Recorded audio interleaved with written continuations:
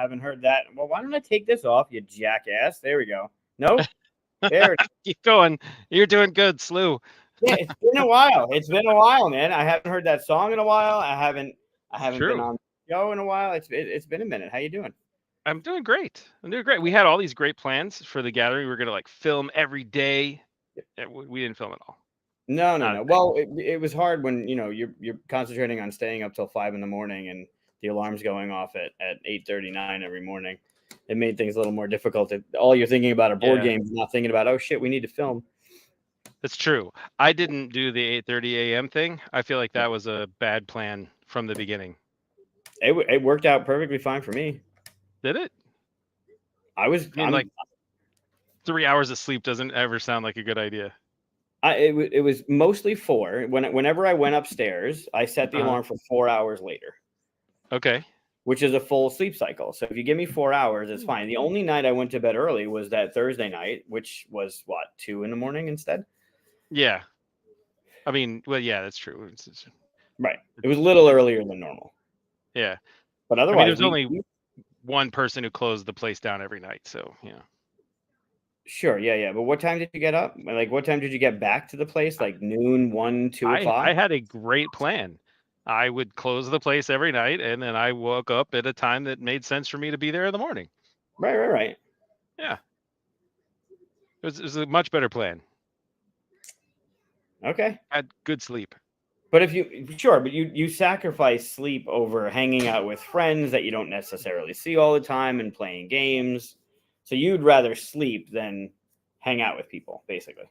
I mean, I got there by generally noon-ish each day. Now, there were a couple times I got there at 2 p.m, but still, I then continued to play all the way until 6-ish o'clock in the morning, and most times, so 5:36 most days. Sure. But like when the rest of us were there, like granted, I was up in the room, doing emails or whatever I needed to do before I went downstairs. But when most of us got down there at like 10 o'clock, we're getting an extra 4 hours of gaming in before you even got there. I mean, generally 2, but yes, you're right. And 4. Then there are times where you play certain games that you say, "Oh, this is a 2-hour game," and then the teach while you're struggling through the rule book is 2 hours, and then the play of the game is like 4.5 or 5 hours. Right. And I play games with other people. Like End of the Line, like what you did in March with End of the Line. It didn't take that long. Beg to differ. It didn't take nearly as long as the game you played. What, Iki? Yes. Jesus, that was brutal. Yep, there it is. I'm sure we'd knock it down to like 4 hours next time we played, but oh, for sure. Yeah. Now there are some games that are totally worth that extra investment of time. I mean, The Thing is fantastic. Yep. Feudum is another one that I would play happily, as long as I don't have to sit through the teach again. Feudum that's a brutal uphill climb to learn that one. Yeah, but once you know it, it's a great game. Sure, but then you forget it if you don't play it again. I mean, there's that, but I feel like if you play it every 6 months or so, I think it's okay. Iki was Tuesday. It was our Tuesday. Now, granted, we did break for dinner, right? It's true. You did break for dinner. Right. And so I kept swinging by going, "Hey guys, are you almost done?" And you're like, yeah, we're on the last season. Okay, cool. And it was like another 2 hours later. We didn't lie. We were on the last season, and there were a lot of questions. The rule book wasn't clear in some spots, and we just had to ask every question. Every single question. Multiple times. Multiple times. Yeah. Wait, read that again. Wait, go back and read that again. Yeah. Oh man, that was so much fun though. That was a blast, yeah, for sure.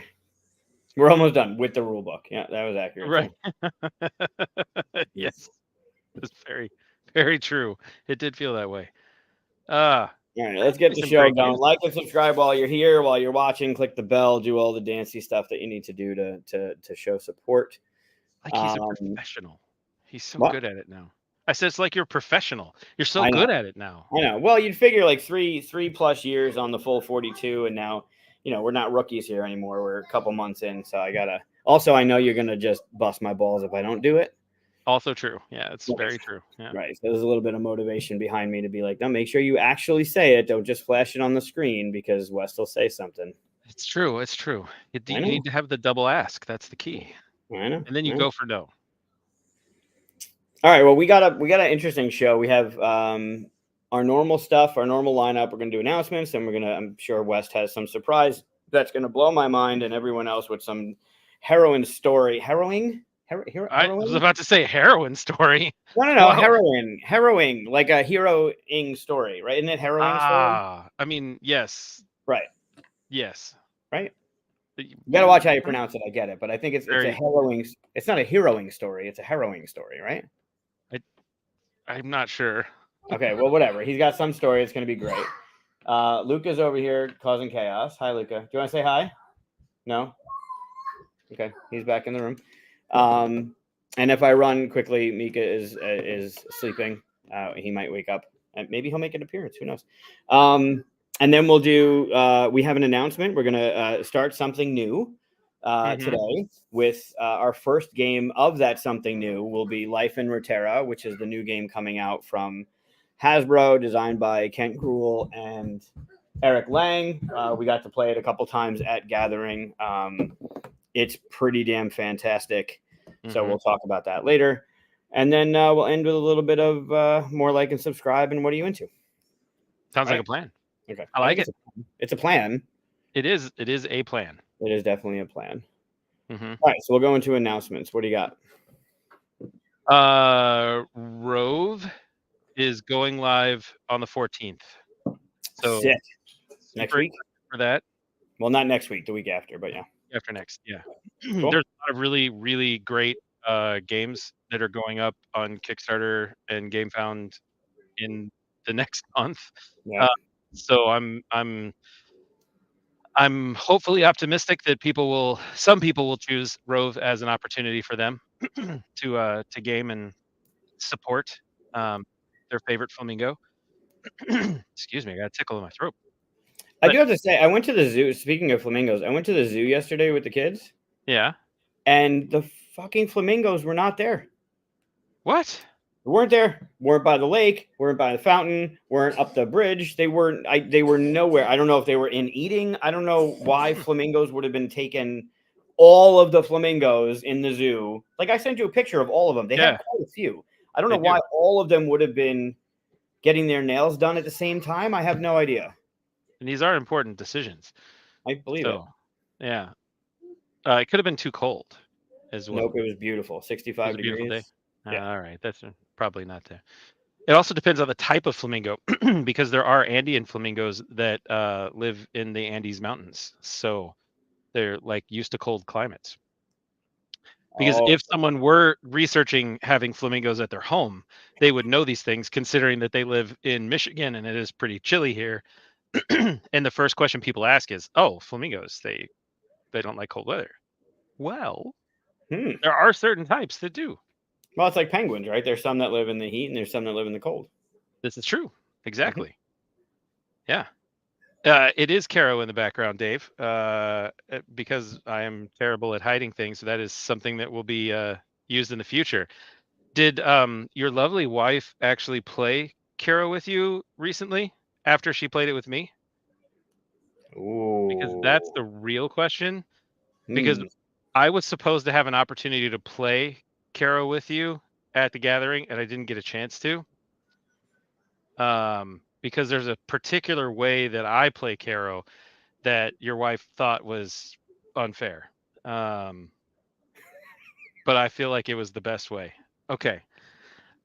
You guys, we'll talk about it tonight, but that will be that'll be something for later. Yeah. Yeah, I can't imagine Dave is any good at that game. Sure I still need to play it. I love the idea of it. I still need to play it. It was good times. I got absolutely destroyed. Like Di absolutely just took me up one side and down the other. I didn't get a single thing. Like she destroyed me, but I still had a really good time playing. It was really fun. Which is why I got it, because I thought it was super fun. All right, well, there are announcements you got. That's the main announcement for me. Is just I am like all of my exerts and time and focus is spent on making sure that this Kickstarter campaign goes off without too many hitches. And there's lots of hitches. Apparently, the hitch happens when you're putting a Kickstarter together. Things don't show up where they're supposed to. Copies of your prototype get stuck in customs, which is really exciting.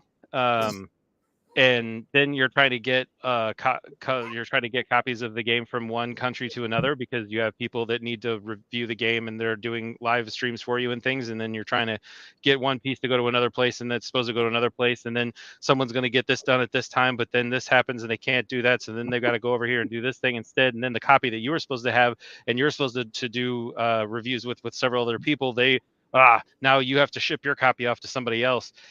So moral of the story, you need more prototypes than you think you will. And then whatever that number is, you double it. Yeah. And then that's the number of prototypes that you probably should buy at minimum. Right. Because holy cow. Yeah, there's never enough. No. Well, depending on what you're doing, right? If you have it scheduled properly and you have them going from one to the other and everyone keeps their schedule and they can mail it and you give yourself enough runway to get all this stuff done, you can rock it with what you think. But typically you need more than what you think. Yeah. And you have to be way planned out in advance for that to work. And everybody has to do it on the correct schedule. Yep, no hiccups along the way. Really hard for everyone you should also make sure that your prototypes contain all the right material that you need to do the thing. Yeah. That's a thing that could happen as well. Yeah. Like maybe not having dice in a box. That needs dice. Yeah. It needs dice. Yeah. Yeah. But that's part of the game, baby, right? Just we do it because we love it. Repeat after me. We do it because we love it. We do it because we love it. We absolutely love it. Yeah. I wouldn't have it any other way. Honestly, I really wouldn't. Well, I mean, I would rather it be right, but sure. I'm still very happy. I'm happy to have these problems. These are massive first world problems, so I'm okay with it. Yeah, totally okay with it.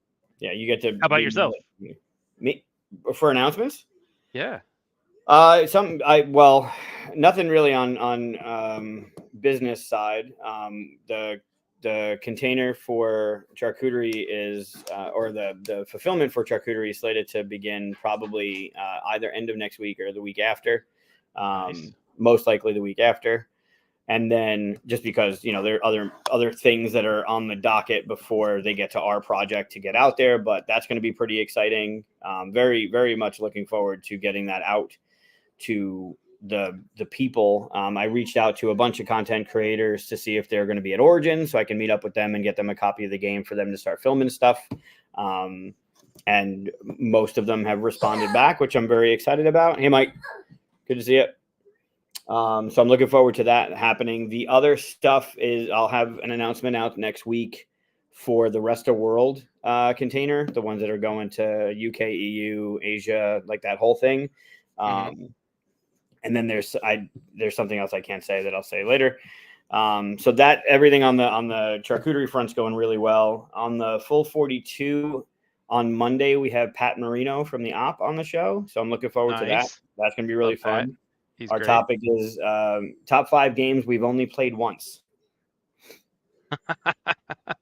For reasons we don't know yet. Did you play it once because you don't like it? Did you play it once because you haven't had an opportunity? So that'll be the show on Monday.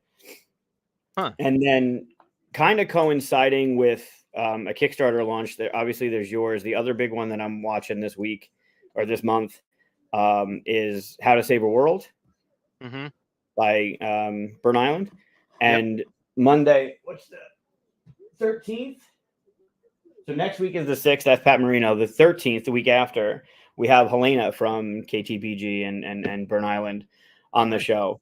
And we're going to do top 5 KTBG and Burn Island titles. So it's going to be really interesting to see which 5 of Helena's babies she picks for that list. That's going to be really interesting. That is going to be interesting. Yeah. So that's our next 2. And then we have a whole slate. Tony from the Op. Eric's going to come. Eric from this game is going to come on the show. So that's nice. Amping up with a bunch of cool guests coming on. And other than that, that's still awesome. Working through a whole bunch of prototypes, getting ready for retail releases, the Kickstarter in the fall. There's a bunch of stuff going on my end, so never ends. Never. Nice. We had you all on with Chris. I think you were watching it with Chris and Sean. We played through the game. Sean didn't have his camera working, so he was just a little image the entire time. But Yuval was on. Really, really cool guest. You guys will have a lot of fun with him. Also, the game's fantastic. I love it. He lives like right down the street from Chris George. So when I was at Chris's house playing Rove with him, he was like, "Hey, you know, I've got Yuval's game here, How to Save a World. It's really fun. We should play that." I said, "Yes, we definitely should." So we may And or you may not had a chance to play it? We may or may not have got a chance to play it. You know, we'll see. What do you mean we'll see? Can't tell all my secrets. What? How is it a secret if you played the game? We played other things instead. We were gonna film something with it, but we ended up playing some other games instead that I really, really enjoyed. And I would love to tell you what they are, but they're on the camera, which is up there. My phone that's up there, and I can't look at it. But I played this one that was kind of like chess, but it was like barons or something, but you were kings, and you're putting up your people all over the world. It was really great. I'll have to remember it. It's in my phone because it was fantastic. Well, it's Chris's favorite game. It's a good thing there's a Discord channel that you can just pop those into later. Yeah, I definitely will. It was super fun. Because as part of that like and subscribe thing, if you're not on the Discord, join the Discord because you can bother us there too. Yeah, for sure, Z's. All right. So we do have one other announcement that's maybe not the greatest announcement, but it would be remiss of us not to talk about it probably. I was going to wait till the end, but if you want to do that now, that's also fine. Yeah. So unfortunately, one of our good friends passed away last week, unexpectedly, or I guess this week. This week. Yeah, this week. Very unexpectedly. Dina Kraus of Marcus and Dina unfortunately passed away on, I believe it was Monday. And wow, that was completely unexpected and such a terrible, terrible loss. I met them at I believe it was at the very first level up, and I can't describe to you how wonderful a people that they are. Obviously, you know them. Most of you in the comment section know them as well. Yep. Fabulous people. So incredibly wonderful. So loving. So caring. Really fun to play games with. And man, that loss is that's gonna hurt for a while. Certainly gonna miss her at all the conventions and stuff too. So. Yeah, if you have a chance, this past level up in February, when we went live with Di and Dave, that whole fun with the bow tie and everything. Dina was the one that made all the chocolate balls that we were having on the show, and was part of that show. So Marcus and Dina were on there. So if you want to get a glimpse at her as an individual, that show does a pretty good job of laughter and hilarity. Yeah, she was a great person, and will be sorely missed. And our heart goes out to Marcus as well, obviously. So yeah. And I have a purple dragon. I have actually several purple dragon brooches and or pins, and a stand-up dinosaur that I will be carrying with me for the next year in her honor, just as a holding a spot for her, because she was awesome. Yeah, I agree. Yep. Yeah, that Facebook post was really good. Thank you. Yep. It's tough. I mean, we've all suffered some sort of loss, depending on how close they are. It varies, but it's never easy, even when you know it's happening. It's tough to go through, whether you see it or you know it or you're preparing for it, and then there's the level of suddenness that comes with something like that. That like an hour ago, like things are different. Like you can't prepare yourself for that kind of shit. It's sad. It's unfortunate, and it just sucks. Yep, absolutely, all the way around. Yep.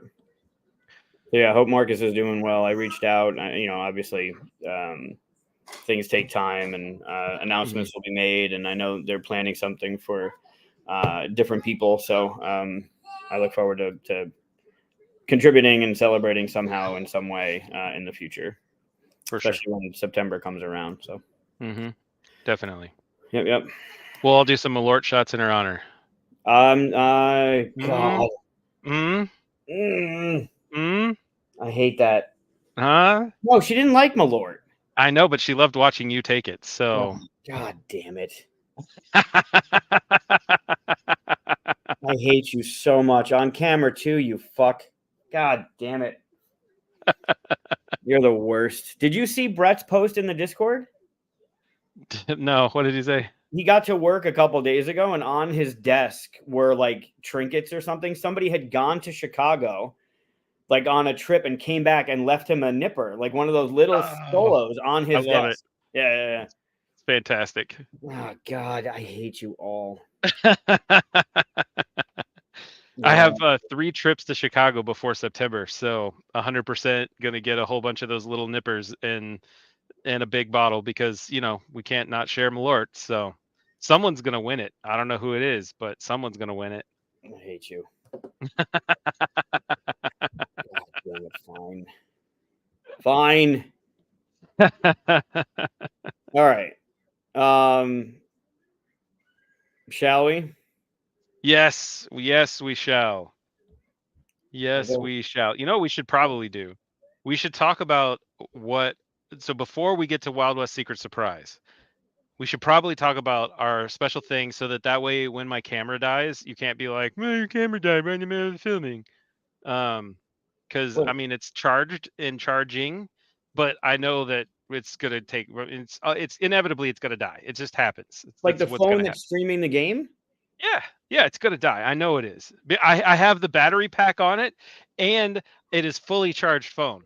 But I just know that the battery's going to die. So we should just talk about this thing first, and then we could do Wild West Secret Surprise at the end.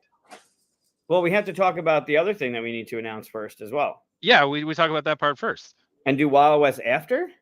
Yeah, at the very end. Oh God, I hate you. All right. All right, fine. That's live TV, just adjusting, I guess, as we go. Yeah, it's perfect. It's such a good idea. I don't know what you're talking about, Dave. All right. Well, so we have a new thing we're doing. We're starting it today, right? Like this is the thing. All right. So the first day we talked about it. I think maybe a little bit on camera last time, and then we talked about it a lot more off camera. And we kind of heavied into it at the gathering. And the idea is, and follow us on this one. If you've ever seen that ring game where you're trying to let the ring go and it gets on the hook, and then you move the shot glass towards somebody, and when the shot glass comes off the panel, they have to do the drink, right? I play it with my sister. I love the game, really fun. And we were like, all right, well, we're going to gamify it. So now we're going to have a competition in board games on the show. And we're going to basically do that same thing. West, I'm sure, will have some meter or some graphic design because I can't fucking do it. So West will do it. I mean, I'll do Sharpie on a paper and it'll look great. With a stick figure of West and a stick figure of me, which I now do. Yeah. So the idea is we're going to play a game, and the winner of the game gets to move a token, one towards the other player.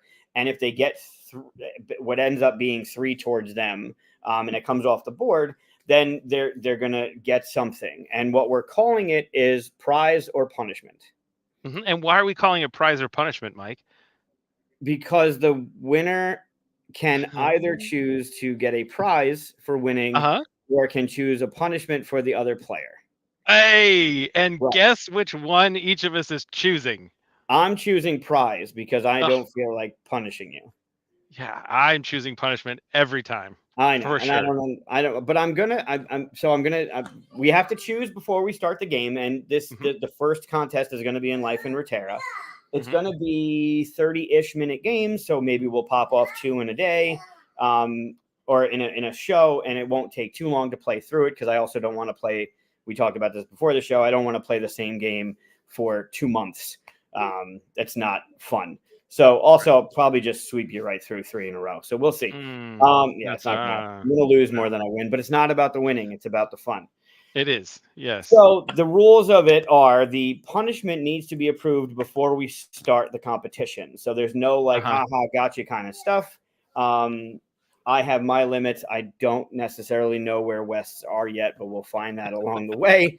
Um, but the things have to be approved before we go into the first game, and we'll announce what they are when we go into the first game, and then we're going to play the game, and we'll move depending on if who wins. It'll go this way or that way, and at the end, whenever the thing happens, we will have some sort of recording or live stream of it to share along with everybody. So that's Sounds good. that's prize or punishment. Yep. And so what? So we talked about that it's Life in Reterra, and that means we're gonna play that multiple times. It is the first to that positive 3 or 4 weeks of play. So 4 shows. Whoever is in the lead at 4 shows will win. So that's the Four other shows important. is 1 month. Yeah. So it's 1 Okay. month. Oh, Yeah. okay. But it may not be like 1 month. It might be 4 weeks. So just we could be starting on the end of this month and then going through. We're not going to go through the end of next month. It'll be 4 weeks. Sure. We'll keep track of it. Yeah. Once we have that little, we can hopefully StreamYard will let us do an overlay, and we'll be able to like move a thing or have a graphic or something Yep. to show who's in the lead and what's going on. So that's kind of where we stand with that right now. That's what we're going to do moving forward. I am equally excited and horrified at the things that I've already denounced 2 of the ones that he threw my way because he's a Satanist. Well, can we talk about what the ones were that you were like, no, I'm not going to do that? Because please go right ahead. Okay, so one of them was just drink a gallon of milk in an hour. Like that's not hard to do. You But drink a gallon of milk. that literally makes you sick. Like it makes you sick. That depends on your biology. Right. It will An make hour. me sick. Nope. Okay, that's fair. That's So ridiculous. the other one was raw eggs. You just drink one raw. You'd eat one raw egg per loss that you sustained during that competition. So a minimum of 3. Yeah, a minimum of 3. Probably more like. I mean, it could be up to 8 or 9, depending. Depending on for sure. Yeah. So, but apparently you're not big into eating things. So No, I don't mind eating things. The thing is, and where I draw the line is, I would not force you to do anything like that. That would literally make you like sick on camera. That's not probably fun. it could be. No one wants to see people gagging on camera. It makes them gag. That's fair. That's fair. I also think it's against YouTube's terms and regulations and stuff too. So probably wouldn't end up working out well. I used to watch this one channel that did that kind of stuff all the time, and it was really funny. But we're not going to do that. So no, we're not doing that. we have 3 options.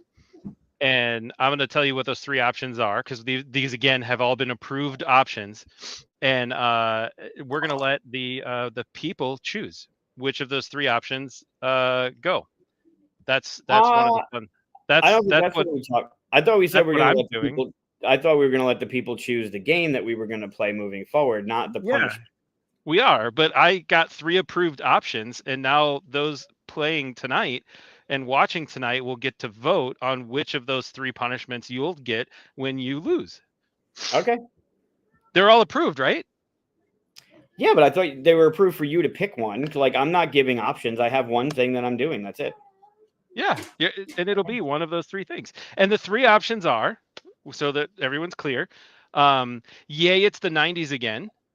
Which means that Mike will do one of those awesome designs in his hair. So not the like top part, but in the shaved sides and in through the back. And then he has to leave that for the entirety of the next game that we play. So the next competition. Once that competition is over, then his punishment ends. The option number 2 is. I don't remember what I called it, but I'm going to go with I'm So High, which is climb Mount Washington and spend the night in the Lake of the Clouds hut, which is super cool. It's a 3,000 foot high mountain in New Hampshire. It's one of the tallest peaks on the eastern coast. I believe it's actually the tallest peak on the eastern coast. I have hiked it myself. I did it in 2020, I believe. Yeah, 2020 or 2019. One of those two. Don't really remember. I think it was 2019. My grandfather actually was a runner, and so he used to run up and down Mount Washington with garbage and to get supplies and stuff. And then he went off to World War II, and so when he came back, he helped build or refurbish the hut when they refurbished it, and now it's a big, beautiful place. His name is on the plaque and stuff. And after he passed away, my family all went and did that. Now, the key is you can drive up to the top of Mount Washington. Highly not recommended. It will absolutely destroy your car. You could also take a train up to the top of Mount Washington, or you could hike it. It is a 3-ish mile hike, rated as serious, I think is what they refer to. It starts with an S. It could be severe. Serious might be the other option. I did it, so it can't be that bad. It took literally everything I had to make it, and I didn't think I was going to make it several times, but I did it, and I loved it. It was super fun looking back. Super fun looking back.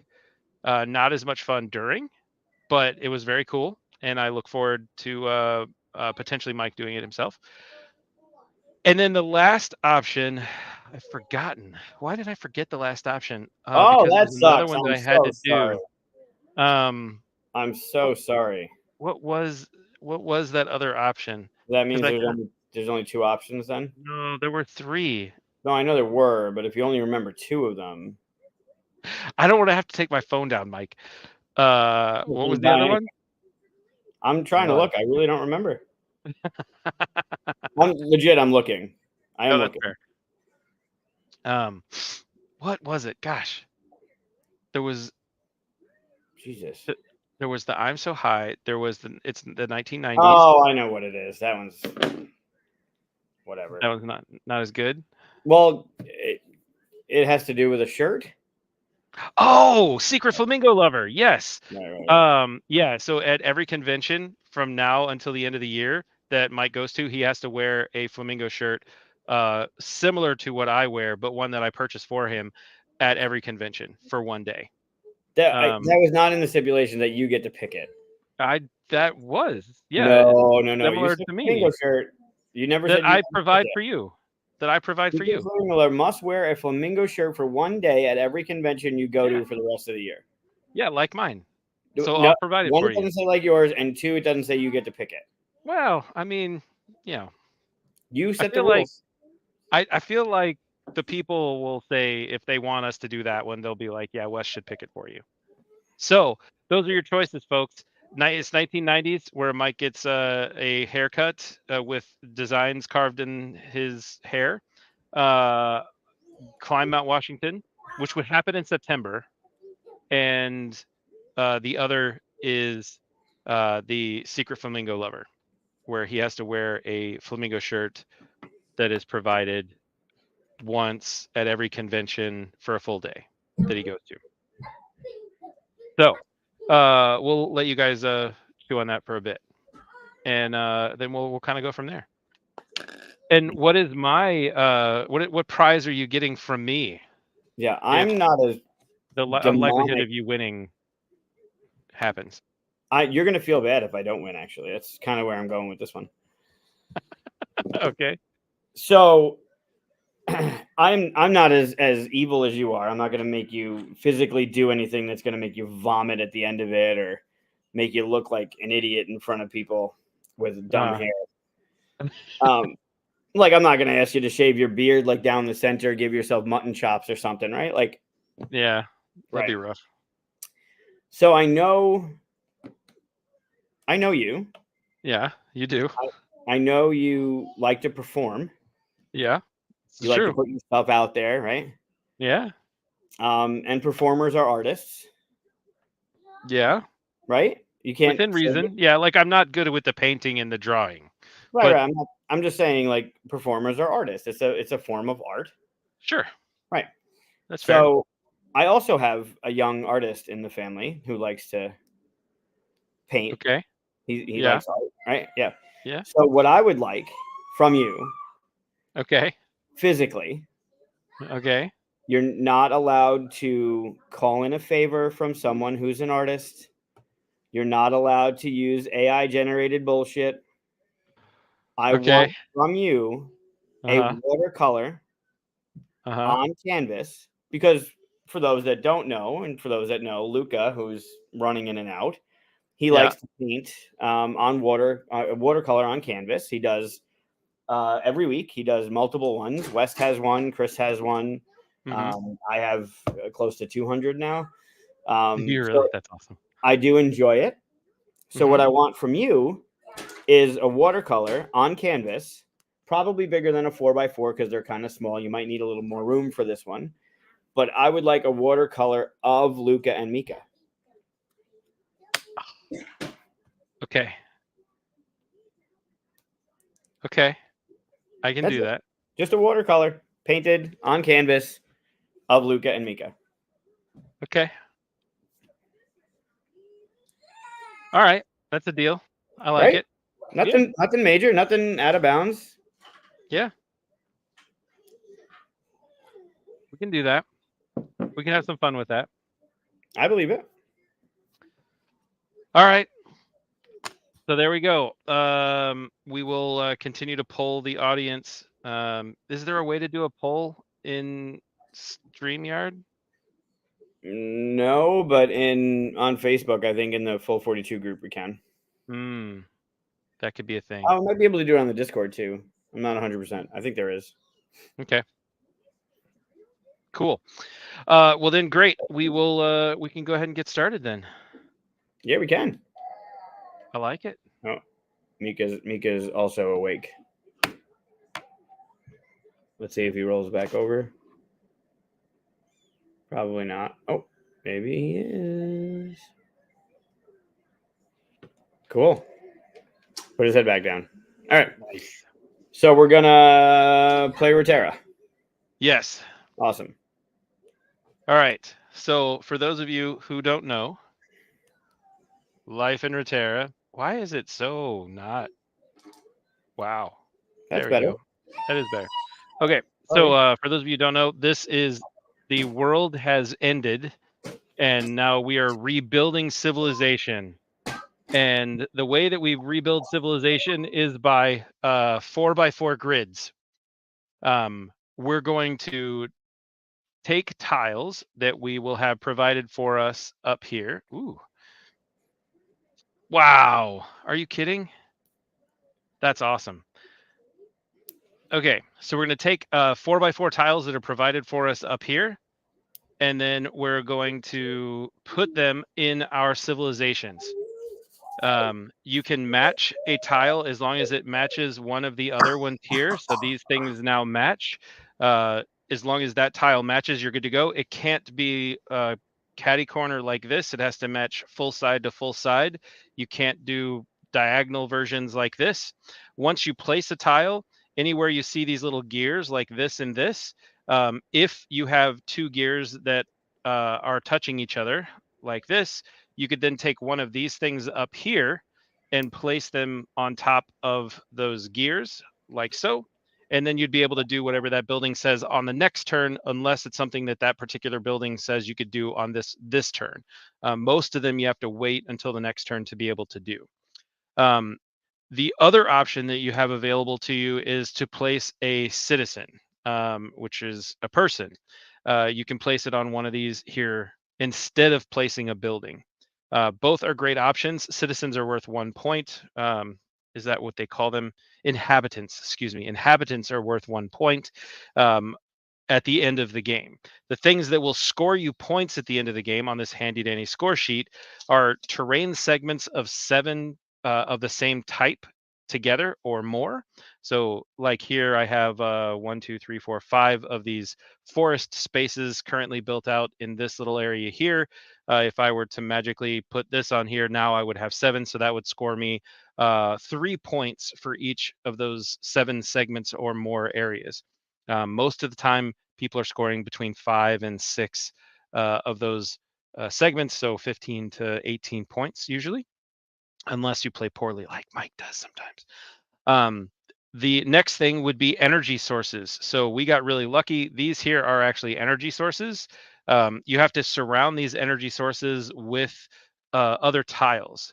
So let's say that this was like this.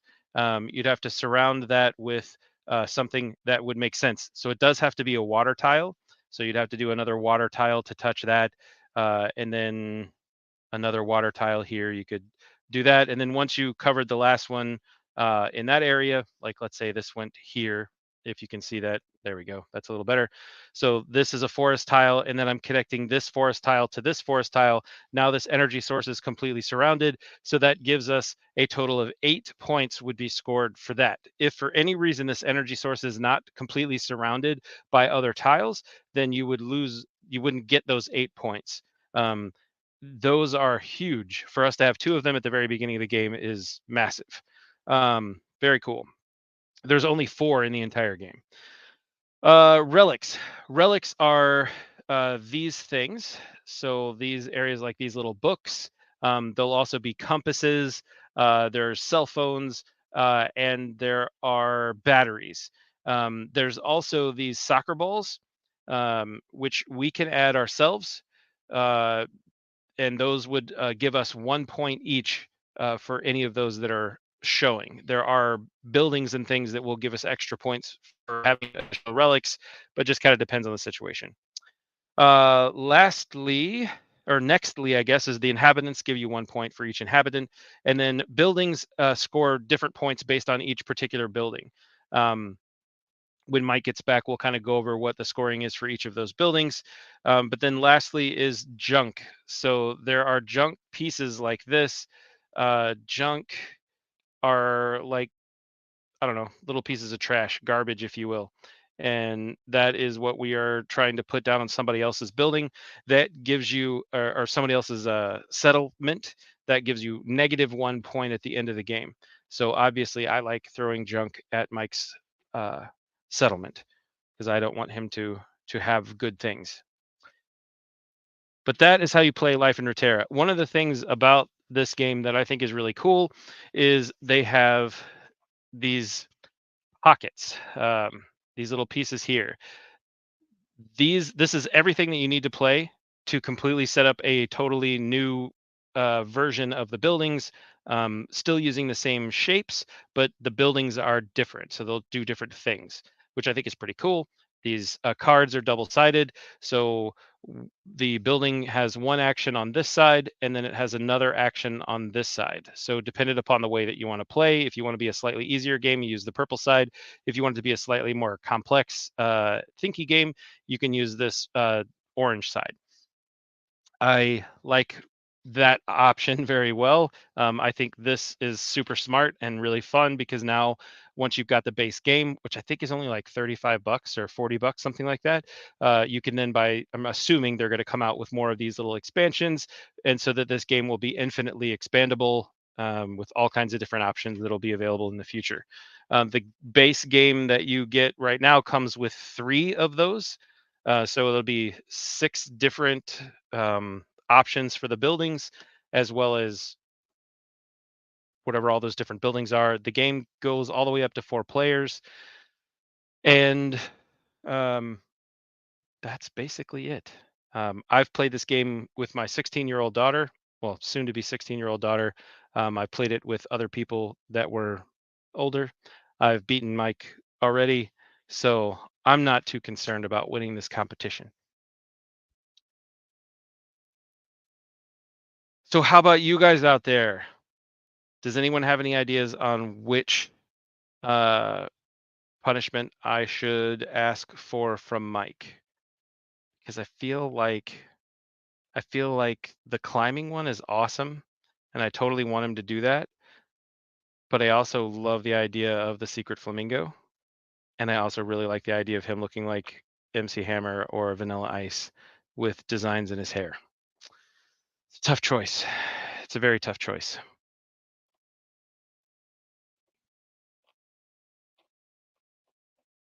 I can hear you, even though I'm in the other room doing what I need to do. I still hear you. Yeah. Yeah, and although you did beat me the second time we played, because I was doing the pipe dream of trying to get the 14 points for the water, which would have won had I done it. And you blocked me out of every chance I had at it. It was not a great strategy. Could have worked out. Do you remember the first time we played? I don't remember the first time. No, because I have the. I think I taught it to you, didn't I? No, we taught it to each other. But I had played it once already, so I'm pretty sure I taught it to you. Sure. And there's a rule about not winning the game you teach, right? Sure. But we tied. We did tie. Right. So you didn't beat me both times. We tied. There's nothing in the rule book that says anything about breaking ties. I forgot about that. Yep. I blocked it out because I just wanted to win. I know. I get it. You're more about the win than you are about the fun of playing with other people. That's fine. We also know that you'd rather sleep than hang out with people too. So, man, woo, yeah, getting deep in here. Yeah. Getting deep. All right. So you went over the overall thing. You said something about when Mike gets back, you're going to go over the scoring of these things. Yes, the buildings. So building number 1, which is the observation tower. The observatory is it's worth 0 points if there are any other buildings in the same segment of continuous terrain as is this building. So it can be the only building that is in that type of terrain. The next one is the junk catapult, which is my personal favorite. This is one of those ones that when placed, you get to shoot a junk token onto any space next to any building in both of your neighbors' communities. So if you're playing multiple players, you can shoot both of the people that are next to you instead of just one. And this is one that does happen right away. So it's not one that happens every single time. The sports field is if you have at least 3 types of visible relics in your community, you get to place 1 inhabitant on any space at the end of every turn. So it's important for you to have lots of relics available, and you also want to make sure that they're of 3 different types. So this is one of those opportunities where if you use a junk catapult to cover somebody's relic, it's really fun and exciting. The hot springs. At the end of every turn, place 1 inhabitant on any water space. That is huge. 1 point for every single one. It's killer. And then lastly is the amphitheater. This is worth 14 points if you have at least 14 water spaces. This is a absolute killer. If you're able to make this thing happen, 14 points is huge. Huge. But it also could make you lose the game. So, yep, it definitely did make someone lose the game. It sure did. So now we have all of our pieces available here, and I have everything sitting out. I'm probably going to have to push this back a little bit farther. I will let you know what's available. As long as there's more stuff available, it should be fine. Grapes and berries. Okay. All right. And who would like to go first? Oh, by the way, everybody has 3 secret tiles. Before this started, I took, I think it was like 9 tiles or 8 tiles, something like that, and put them face up and then made Mike find them in this giant mess of tiles that he has so that he could pull those out. And that way I wouldn't end up whichever ones he wanted to have. And I wouldn't know what they were, but I also wouldn't accidentally pull the same tile because all these tiles are different and you don't want to have the same tile showing up. So it was hysterical because I don't think he could possibly have complained more about having to find said tiles in the pile of tiles. I laughed so hard. It was ridiculous. It wasn't Absolutely easy. Ridiculous. See, it wasn't easy, he says. It wasn't. And yes, I do have a mouse that has a flamingo on it. Well, what made it more challenging than it needed to be was your camera was so far back from all of the things that it was hard to tell if it was mountain terrain or grass terrain. It was super close like this. No, it wasn't close like that at all. It was very close like this. Yeah. Nope. It was. Do you want me to go first or do you want to go first? It doesn't matter because you're going to take one of those blue things. Yep. Yeah. And then I'm going to take the other blue thing. Do you want me? Let me pull the other tile first. It's not going to matter. Are you sure? That's a really good tile. Look at all those points on that tile. There's so many points there, right? Yeah, it's a lot. Yeah. So I'll take that blue one. You want this one? No. No? Okay. Yeah. And okay. Yeah, I guess. Should I have the tiles? Look at that. Huh? Yeah, I didn't get mine signed. I know. Should I have the tiles with me so I can plan out my own shit? Did you Are you talk really about you're gonna Did you search talk through about these them? things being double-sided and all that stuff? Yeah, I talked about that. I talked about how they'll assumingly sell them in sets so that you can expand it relatively infinitely. Yeah. Did you talk I think about? it's great. We could talk about the where is it? The tide score that we had there. Yep. Yeah, we do have the tied score. Yeah. Yeah. We also have the other score where I beat you. Right. No, I acknowledge that you beat me, Yeah. but what you didn't tell them is that we also tied. Like you beat me We once, so I really mean, you're only 50-50 in this game. it's true. I Very know. true. I know. All right. Well, I have my tile, and I guess I'm putting it there because that's where you put it for me. So that's cool. I can move it if you want. I can go here. Nah, doesn't matter. All right, your turn. Okay. All right. Let's see here. What am I gonna do? It's also really hard to see. Like, are those books on the right tile? These are books. Yep. These are all And books. And that's these a are book. all like slate dark colors. These Luca. are forests. Is that? Hey, enough. Okay. Thank you. Is that second one from the right a book and a gear? This one? Second one from the right. This one. Gear book. Yeah, gear and a book. Okay. And that's a gear, and that's a gear. And what's on the orange tile there? A battery. Okay. And then that's also, is that a battery and a gear on the left? This is a gear and a gear. Both gears. Okay. Yep. I'm gonna take this one. No, I'm not. I'm gonna take this one. My Yes. entire game is going to be trying to find the tiles that are there so I can manipulate the shit out of them over here. It's going to suck. There's a glare on that one you just put down. What is it? Let me see if I can fix the glare. You can just hold it up to the camera. I know it's two. It's at least two. Oh, it's three. Shit. So it's that, but with the okay. Oh God, these kids. I know it's a great. Good job. That's not it. You're gonna look through that giant stack of tiles every single time? I want to manipulate the board, right? Uh-huh. I have two kids here distracting me. I need to be able to do something. All right, it's that one. Okay, folks, this game doesn't normally take an hour and a half per play. I need to see what I have. Also, it's almost impossible to plan ahead with this kind of thing. Yeah, it is. I'm gonna take the one with the Yep, that one. That one. Okay. And I'm gonna put it. These are both forests. Yep. That's a forest. Yep, and that's a forest. So I want, and this is a 4x4, right? When you're done. 4x4. Yep. All right. I would like to put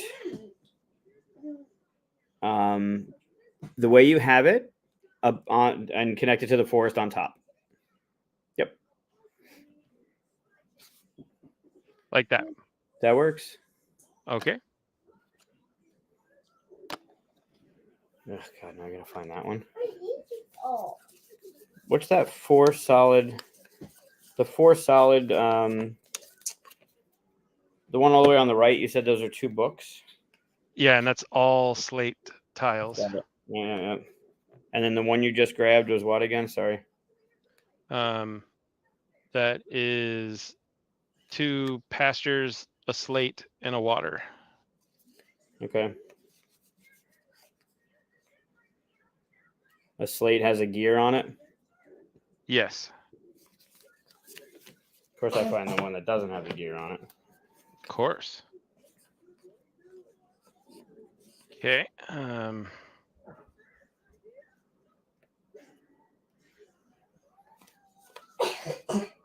Holy crap. I mean, That has to happen.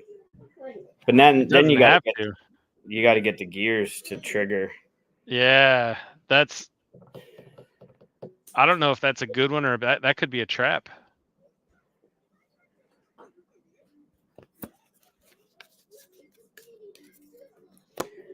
That is tricky, isn't it?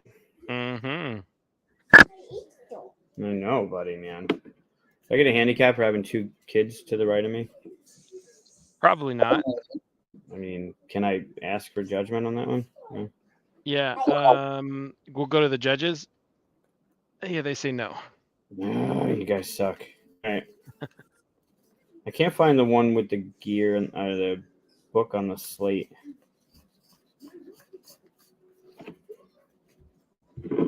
That water one is too enticing, right? That's 8. That's 9, 10. I only need 4 more. And then I just got to work on the gears. That's a good one. I'm going to take that water one. Okay. And I'm going to put it. Man, that's a good one. I'm going to almost put it anywhere. Almost. Don't forget, you got to have it surrounded. Yeah. So if I put it there, 4x4 lets me surround it that way. If I put it there, I can still 4x4 it around that way. Mm-hmm. But then triggering the 4 gears is going to be real rough. Mm-hmm. So if I do that, and it has to be surrounded, and if it's on the edge of the world, it doesn't count, buddy. It has to. It cannot be on the edge. It has to be inside. Right. And it's not like this thing's going to double. It's just going to be. You just got to get that on there. But it is 8 points if you can make it work. Yeah. And you don't sacrifice too much otherwise. I don't know where to put it though, right? Like that's the tricky part. That is the tough part. Why don't we just put it? That means 1, 2, 3. That means that's 4. That's capped at 4. So I have to put something there. Yeah, leave it where it is. Okay. All right. I see you got berries, buddy. I can't give you more though. You've had too many. Jeez. Rapes and berries. Yeah, rapes and berries. There you go. Thank you, buddy. Can you give me a second, please? Thank you. Okay, so I have created an L. You gotta calm down, buddy. Thank you. Do I go for the 14 points? I feel like I need to go for the 14 points. You're probably not gonna look at it. Luca? All right, I'm leaving it. That's gonna hurt me. I have a feeling. You're leaving the 14 points? I'm choosing to try for the 14 points. You're gonna try for it. I'm gonna try for it. All right, that means you're just gonna have to get a green. You're gonna have to get a green gear in there somewhere, huh? Yep. But I mean, I already have 4, 5, 6, 7 showing, so I only need to get 7 more water spots. Right. Remember how that went for me, though? I do remember. Yeah. Good seeing you too, Dave. Oh, good seeing you, Dave. We won't say anything bad about you until after you leave. Don't worry. Never. All right, so we have that tile. What tile do you pick this tile? This was the new tile. I know, buddy. It is a big one. Hold on. You know what? I'm going to try and do this without the thing because I can't focus on the kid screaming in my ear to my right and how to try and get the tiles. So it's just a matter of time before Mika starts losing his mind too. So also, all right, put that one back down. I need, buddy, please. The second from the right, that's 2 pastures of water and a watt. And a stone. Second from the left. This one? Yep. It's 2 pastures, a stone, and a water. That's a stone. Okay. Let's do 2 pasture. Wait, what's the third? What's the middle one? 3 pastures and a water with a circle. That's a gear? Yeah. with the water and the pasture. Okay. No, I don't like any of those. I don't like I any of don't either. those. I wish there All was a right. wipe everything. Yeah. So, that sucks, doesn't it? Mm-hmm. It does suck. So can I do that and then this? I can. Okay. So I'm gonna play a tile from my hand. Okay. So that means the board stays. Yep. Okay, and Unfortunately. I get to show you that tile. Yes, you have to show me the tile, and then I can find it in this group. Okay. Wait, should I do what you're doing for me? Here you go. Yep. Got it. Where would you like that tile? Bend over and I'll show you. Up yours to the left. Yes. I would like to match the gears up on the right. Okay. So that brings your 4. That is now. You can do that if you want. Oh, that's a bad move. Oh, I think you did it great. It's perfect. You took your hands off. I'm gonna move on. Well, so wait a minute. What is with this tile? It counts as 4 water spots, doesn't it? It counts as 4 water. Yeah. You just don't get the 8 points if you don't surround it. What's giving you the 8 points if it's surrounded? It's one of the scoring things. Oh, it's specific to that thing. Mm-hmm. Right. All right. Well, then that means I need to do it now. I won't be able to do it a different way.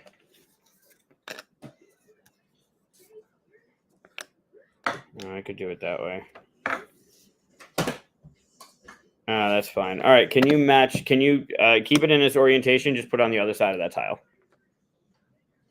Okay. Yeah. Did you want to put an inhabitant there? I do not want to put an inhabitant there. Oh, okay. Seems like you could if you wanted to, though. I'm definitely not gonna. Okay. All right. I'm gonna take this one and put it here, and then I'm gonna take this junk tile and launch a piece of garbage towards you and cover up that piece right there. Okay. And that will be my turn. And now we have that. This is forest and desert. Perfect. Can you take that tile? No. Can you take that tile? Mm-mm. Yep. And can you put it? Can you put the tile, the desert, down on top of the water?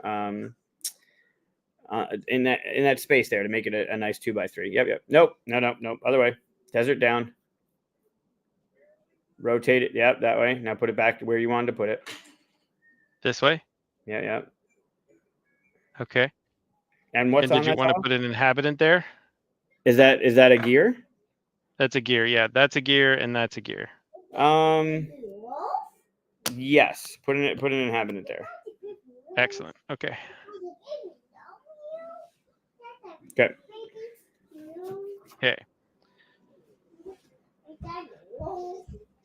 Is that not a green forest gear for you? It's definitely not a green forest gear for me, which is unfortunate to say the least. I'm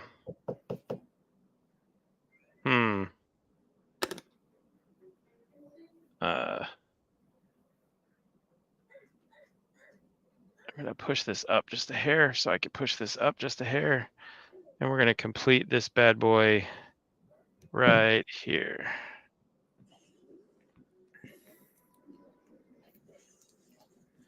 And then I'm going to take this junk tile, put it right here, and toss another piece of junk over here. Cool. You're only doing that to relics though, right? Oh, you're right. I can't actually put that. I couldn't have sent either one of those to you because that's the wrong side. So I won't have played those. I will have played the others because you don't have any buildings because you suck. Right. Yes, you're correct. Okay. So you're, buddy. I got a wolf in the living room now. That's great. I see that. When placed, place a junk token on any space next to a building in both of your neighbors' communities. So it's just next to a building. Yeah, next to a building. It doesn't have to cover a relic. On the other side, it says cover a relic. I keep forgetting that this one's different. On a relic, but yep. Okay, all right, good. So as long as I don't put a building out, that thing's useless for you. It's 3 points, but it's useless until buildings are out. Correct. Cool. All right, what came out? Nothing, because I used something from my hand. Oh, neat. Okay, cool. So then why don't I do? Well, I could probably make something work first. Yeah, but then I'm giving you the potential. Don't worry about what you're giving or not giving to me. That's not important. What's the left tile? How many gears This one? are on? Yeah. Is that there's a gear? One gear up at the top, and then there's a relic over here. All right. Gear, relic. I need that laser pointer. Yeah, laser pointer is such a good idea. Yep. God, I don't like any of those though, right? Yeah, you do though. There's a lot of really good ones. Well, I've already got 12 water. Mm-hmm. I'm fine with that. Yeah, but you're never going to be able to get an amphitheater. This is not going to happen. Okay. All right. Well, then why don't we do? What's the thing with the? And you probably talked about this with the group earlier, but the you get points for terrain that's what 7 or more. Yeah. Okay. All right. Well, then why don't we take the slate one on the right with the 2 books? You know what? No, don't do that. Okay. Take the slate one with the gear in the middle. Okay. Yeah. Rotate it. One more. Yep. Okay. Perfect. You want to put an inhabitant there? I do not. I'm going to use that for building space. Excellent. Let's see what I got. Hey, perfect. I'll take an amphitheater. Booyah. Now all I need is a whole bunch of water, which I won't get. Luke, are you okay? Okay. Are you kidding? Is that another one? It's another one. There's no way. There's no way, right? There's no way. There's no way. Is there something that gives you points for every water space? No. Yeah. No, not for every water space, no. The amphitheater, if you have the amphitheater, there's only one of them, and I have it now. The other one is the hot springs. Oh, there's only one amphitheater? Yeah. Oh, that sucks. Yeah. This game is definitely not. I don't appreciate it digitally like this. I want to see the stuff, and I can't see the stuff. Oh, that sucks. It's a nice amphitheater too. I mean, look at how like. No, I'm sure it is, but I could have completed it earlier had I known that there was only one.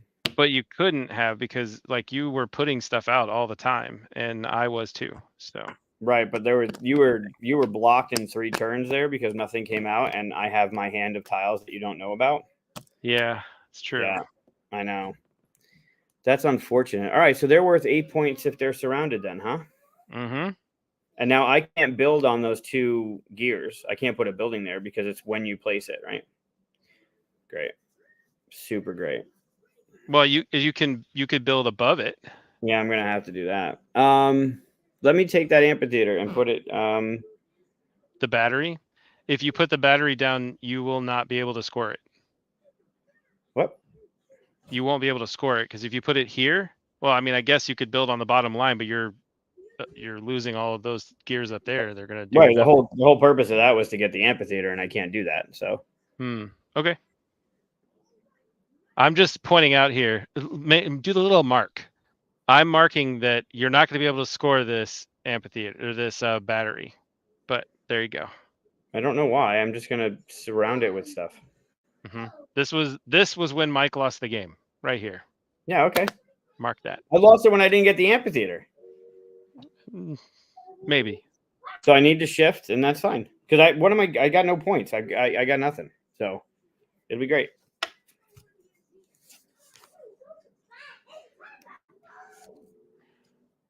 Okay.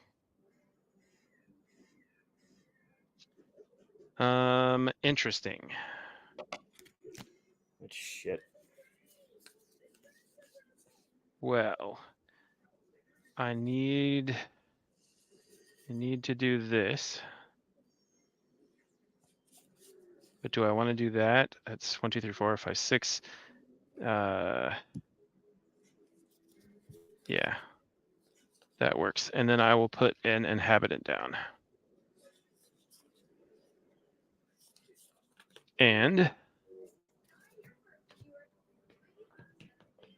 this is 2 planes with a gear, and then a gear here on the desert.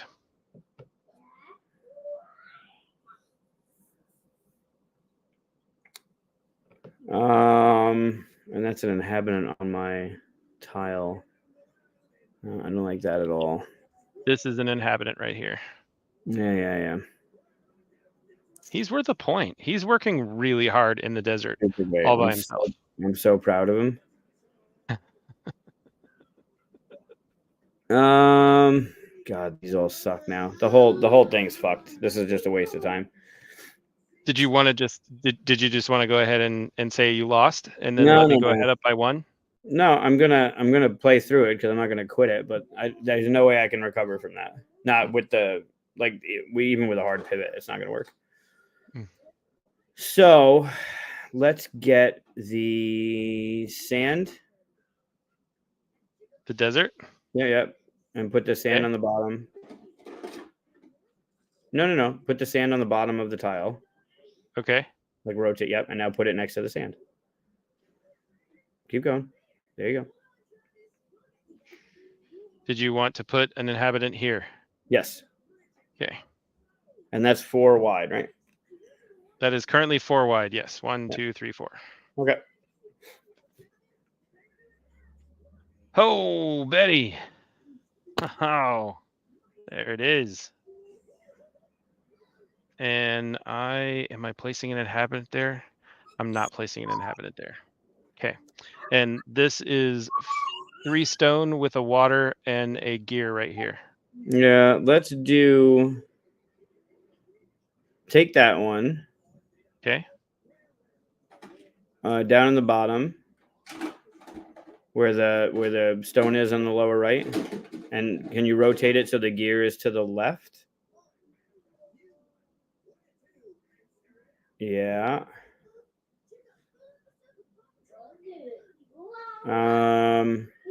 That's 4 down, so I can come across that way, and that might be able to help me out with that stuff. Okay, I'm good there. And I'm not. Nope. I'm good. Are you sure? Yes. Okay.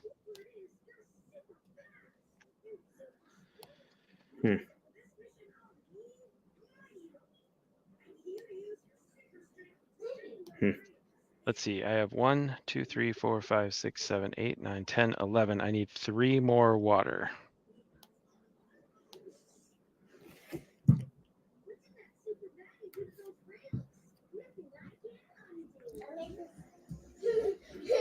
I'm going to use one from my stack.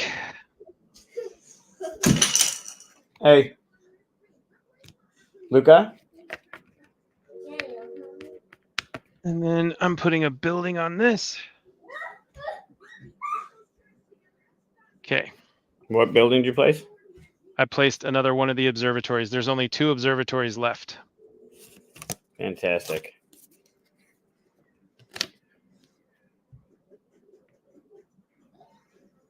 Okay. So that's stone 1, 2, 3, 4, 5, 6. That's second from the left. Is that a gear on stone? Yes, this is a gear on stone. Can you match that with the gear that's already on stone and open down there? Uh-huh. And can you put an observatory on it? Oh, yep. Wait. Hold on. Because if I do that, then you're going to start throwing junk my way, and I definitely don't want your junk thrown my way. I don't have any places I could throw junk right now. I just have all these observatories. And Right, this but amazing amphitheater. oh, you didn't do the junk thing? I haven't, not a single one have I purchased. I thought you had the junk thing and you're throwing junk my way. I did, yes, but then I realized I was doing it incorrectly because I can only put one junk down when you buy the building. So I Oh, had to trade them out for observatories. So did you backtrack your purchase and do something else instead? I did, yeah. That's like an asterisk then. Is it? I don't feel like it's an asterisk. You did a thing and realized that it didn't pay out for you, so you backtracked and changed your thing? Yeah, because I was improperly playing, and we have to make sure we're playing the game correctly. Wow. All right. Well, then if you could, put an observatory on those 2 spots. Okay. You sure you don't want a junk place? No, I don't want to start. I don't want to start throwing junk your way. I'm good with the Seems like the observatory. wrong choice to me, but let's see here. Oh my goodness! Wow. I mean, that fixes all of my water needs. Don't you dare leave that for me. Yeah, I can't because you'll put it like right there. Yep. And every one of those are going to get surrounded. I don't care how it happens. It's getting surrounded. That sucks. It does all your water. You're great. That's a 14-point tile for you. Not, though. I hate that. I can't believe all of them showed up. That's disgusting. Also, there's 5. You said there were 4 in the game, so again, you lied. Apparently. I thought there were only 4. Watch them be like 6 in the game or something. Could you take 1, 2, 3, 4? Yeah, I'm gonna do that. Could you take the sand tile that just came out? Okay. Actually, hold on. What's on there? What I can't see what relic. That's a relic and a gear. Sand, and water. 1, 2, 3, 4, 5, 6. Either way, it's 6. The relic is nice. Yeah, it's either that or the other sand desert tile in the same orientation, and then I could put. Yeah. Get rid of that one. Do that one. Put it the way you had it. Yep. And then, can I do one or the other, or may I put an inhabitant on the green gear and build a building on the desert? One or the other. All right, cool. So get the other tile. The other observatory? The other tile. The original tile that was there. Yeah. Okay. And then put that there. And then you said there are how many observatories left? There's 1 left. Good. Can I have that and you put that right there? Sure. Awesome.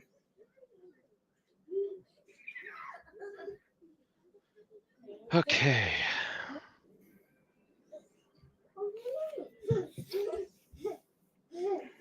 All right. So I'm taking this tile, grabbing some junk, and tossing a junk out.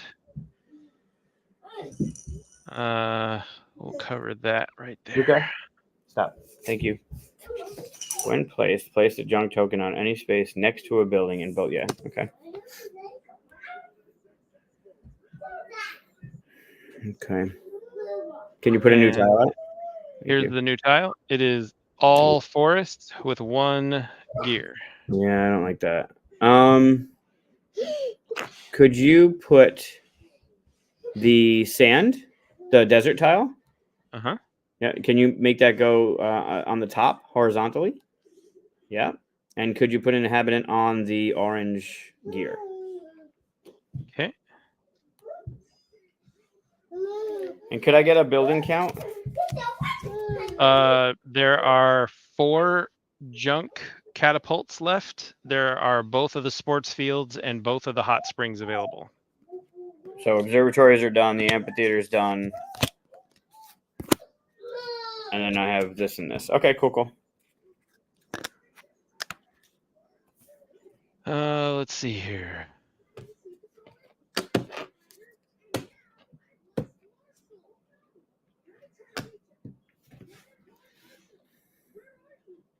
I'll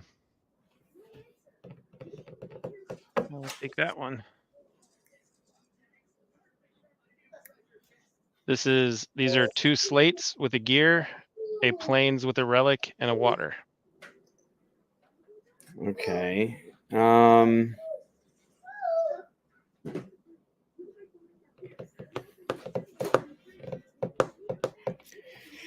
So let's do the 2x2 green, the forest. Left. The 2x2 green. This one? The 2x2 green. Yeah, that one. This Yep. okay. Yep. Could you match up the gears? Cool. And I want to do the junk catapult. Okay.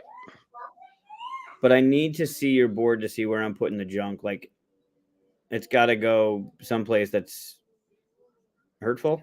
The worst. I mean, this is probably this one here. There's a relic right next to a building. That's probably the worst thing you could do. There's nothing else, no gears or anything I can mess with. Yeah. Okay. Yeah. All right, do that. Okay. Cool.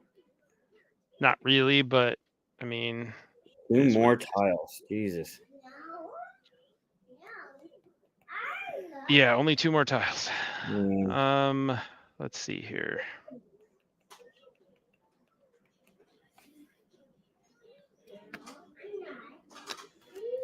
One, 2, 3, 4, 5, 6, 7.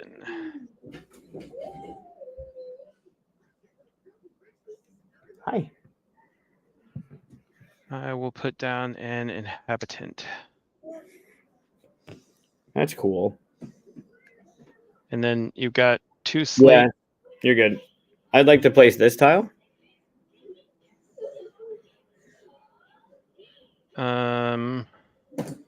Okay, I got it. How do you find them so freaking quick? Because I pulled them out. Where would you like to place this tile? I would like to place it the way it's showing, right below where you're holding. The wrong one. Hold on. See? This is the fun right here where you're going through stacks of tiles. You grabbed the wrong tile. This is the one that was available to you. That's a slate, not a piece of thing. It looks dark. Yeah, I'll find it. Hold on. Here, we'll just this is green tile, not. Yeah, you can use that as a green tile. Yeah. Could you put an inhabitant on the light green pasture gear, please? Mm-hmm. Thank you. All right, and then last but not least, what are we doing here? We're doing this one, I think. God, that fucking amphitheater killed me. I mean, having the 3 batteries trigger, that's going to be nice, but not being able to get the amphitheater, geez. Yeah, that's rough. I agree.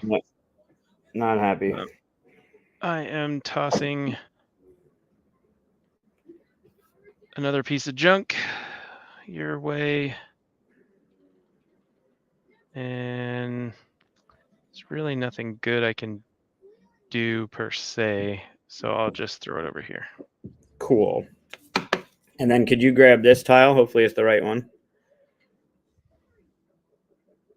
Oh, you're only good. That's why you're finding these so quickly, because you kept those 6 off or 8 off to the side. Yeah.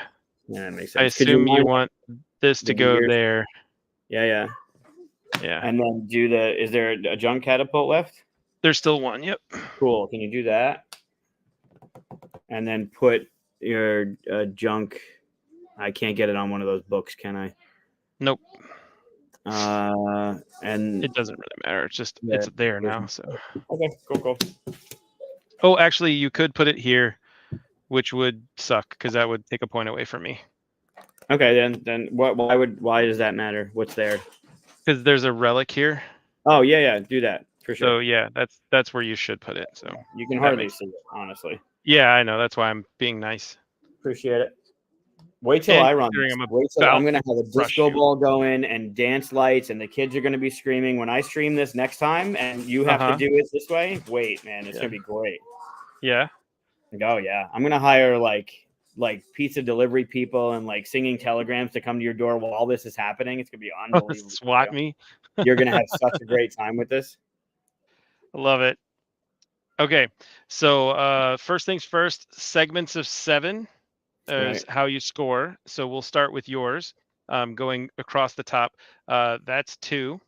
Right. That's Nice. 4. You can just point out the ones that trigger, like that blue, the desert, the forest. So that's 1. 1, 2, 3, 4, 5, 6, 7. So that's 2. 3. It looks like 4 would trigger. So 4 times 3 is 12. I have 1, 2, 3, 4, and 5. So that would be 15. Cool. Then energy sources, which is ridiculous. You somehow managed to get 24 points for that. I did. That's disgusting. I'm happy. I got 8. It's good. Right? That's 24. 3 times 8 is 24, right? Correct. Yeah. How many points do you get for the terrain? 3 each. 3 points per terrain. All right. So you were up 3, and now I'm up 16. All right, 13. Okay. Yeah. So it's currently 15, 12, 8, 24. Sure. Relics. So we counting relics now. So I've got 1, 2, 3, 4. I have 4 showing relics. You have 1, 2, 3, 4 showing relics as well. So we tied there. Okay. Inhabitant points. I have 2. You have 4. So you're up by 2 there. Buildings. This might be a little different. I have 1, 2, and 3 of the 4-point observatories. So that is 12 points plus 2 of the junk catapults, which are a total of 6 points. So that's 18 points. Yes. Plus, the observatories are not on matching terrain, correct? The observatories are nothing else is on that same terrain. No. Okay. And then the amphitheater is 14 points. So 18 plus 14 is 32. Correct. Okay. And then you have 4. So that's 8 plus 6. So that 14? 14. Yes. 8 plus 6 is 14. Yep. That took away my entire fucking lead, that amphitheater. The amphitheater was huge, yeah. Yep. But you basically got that here. I mean, with those extra ones. So it's going to come down to a point or 2. Junk, I have -2 points. You have -2 points. Okay, even. So those both washed. Now we need a calculator. I have my phone. All right. Go ahead. So 36. Right. Plus 8. Plus 8? Yeah. Okay. Plus 14. Right. -2. Wow. So 56. Nice. Our score when we tied, by the way, was 55, right? 55. Yep. So you did one better. Good job. Cool. 15. 50. Hey, can we not cry? Thanks. 15. Plus 8. 8. Plus 6. Plus 6. Plus 32. 32. -2. -2? Yeah. 59. 3 points. I'd like to thank all the little people, including screaming. Mike. These two little people screaming. Those 2 little people are doing a fantastic job. Super great. A fantastic job. I owe them both lots of sugar for the future. It's fantastic. So that means I am +1. Correct. I am +1 flamingo. You got it. Love it. The flamingo, like your flamingo, Dave, to your left there. Mm-hmm. He's rocking a bow tie, right? He's wearing a bow tie. I think your flamingo in our scoring thing is just rocking an asterisk. That's all. That's fine. I see. I mean, I did thump you with extra 3 points. So it wasn't like you just snuck in and lost by like, a small margin. 3 Yeah, points. yeah. No, I mean 3 points. It's a building. It's a It's a terrain of 7. A lot of wasted gears on my end. Yes, there were, because you didn't want me to throw junk at you. Right. Well, that was also I was setting up like the ones on the right. Like I didn't know which way I was going to go and closing off the batteries. But then when I was going north to get the amphitheater, I had no idea that there was only one amphitheater. So Yeah. In a 2-player game, there's only one amphitheater. yeah. There's only ever 3 if you play all the way up to 4 players. Right, but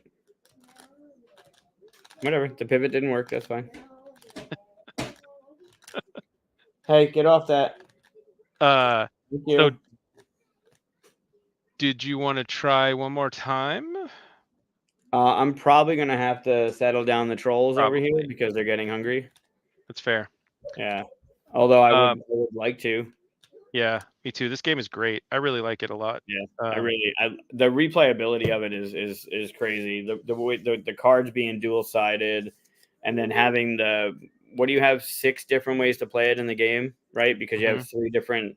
Are there only 3? There's 3 different packs. Yeah, right. plus, and each one of them has different cards inside of it. So you got 6 different setups. Then you got the shuffle of the tiles, like the terrain coming out, like the replay through this. It's a bang up job. Everything's great. Like the tiles are thick. I get, going into like component wise, the tiles are thick. They don't bow. The cards, hey buddy, the cards have the cards have a nice linen finish. The cards have a nice linen finish. They're thin, but they're necessarily thin. They don't need to be thick. I don't think they have a core to it, but I like the linen finish. They feel good. Everything feels good to it. The box of buddy, man. Jeez. The boxes.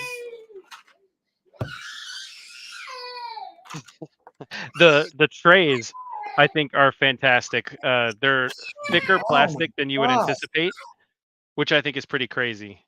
I wasn't expecting them to be quite as thick as they are for the affordable cost that this game is, which, I mean, it's Hasbro, so they're printing a lot of them, so they can do some pretty great things with it, which is awesome. And I like the fact that there's an opportunity here for a game that's a little bit more. It's a little bit more than just an intro game. It's not Monopoly or anything like that. It's a little bit more. I really like what it's doing. I think they did a great job with getting it approachable. And one of the things that Eric was talking about was that they took the rule book and they took it down to the absolute bare minimum rules, and then they put it in front of people and said, "Here, play it with these rules." So I think the rule book is, I mean, you can see the rule book here. It's a few pages. I think the total, the back set doesn't count, so we'll call it, here's some tips and everything, going all the way back to a total of 13 pages, right? But a lot of it is just, here's what you do when you set it up. Here's what it looks like when you set it up. And then now you actually are learning how to play. So it's a total of, it's a total of like 4 pages of here's how to play the game. Amazing. They're super easy to learn. And they basically just set it down in front of people and said, here, play the game. And then anytime they had a question, they marked down the question. And if enough people had that same question, then they added that rule back into the game so that you could see it, so that it wouldn't be a question that would stop people from playing. But they just want people to get down, sit down, play the game, and enjoy it without all of the cumbersome, minute rules that we hobby gamers just get used to. So I think this is a very fresh approach to rulebook that I like, because it's so easy to teach. You just sit down, show a couple of things, and then boom, you're done. Thank you. Hi, Mika. Who's that? What's up, buddy? Hi. Who's that? Can you see? Let me make you bigger. Can you say hi? Can you wave? Can you wave? You're just gonna stare? Hi. That's fair. I would stare too. When you're in the presence of this much awesome, it's hard to handle it. You okay? Yep. So this is Mika. I think this is his first appearance. I think that's why he was screaming. He just wanted to be on camera for the first time. It's fair. I mean, he's a showboater. I can feel it from. It's going to be amazing. He's going to be incredible. He's got a lot to live up to though, because Luca is definitely he's capitalizing. Oh, there he's waving. There's his wave. There you Hi, go, buddy. Hi. Good job. Yeah. So before Mr. Screamy Pants over here is going crazy, do you have the other one with the not a silhouette but the landscape on the front? Yes. Oh, Yeah, I have it's 1, 2, 3, and then there's the landscape one. Yeah, I like the attention to detail. Right, they're not just like it has a really cool pattern on the outside of it, right, with the tiles in the center, like the pieces, right? You got the 2s, the 3s, and the 4s because those are the building styles. But there's that one that has the landscape on it with the cover. Like the art's beautiful, and it's just the attention to detail that they have in this one. I love the art style. I like that it's like quasi minimalistic, but it's got a good color palette. They did a good job with it. It's beautiful. Yeah. I definitely think it's very interesting. I like what they're doing with it. I'm excited to see where they go with it. I think that's gonna be the part that I think is the most interesting, because they're putting out something that's not the norm, and I like that. I think that's cool.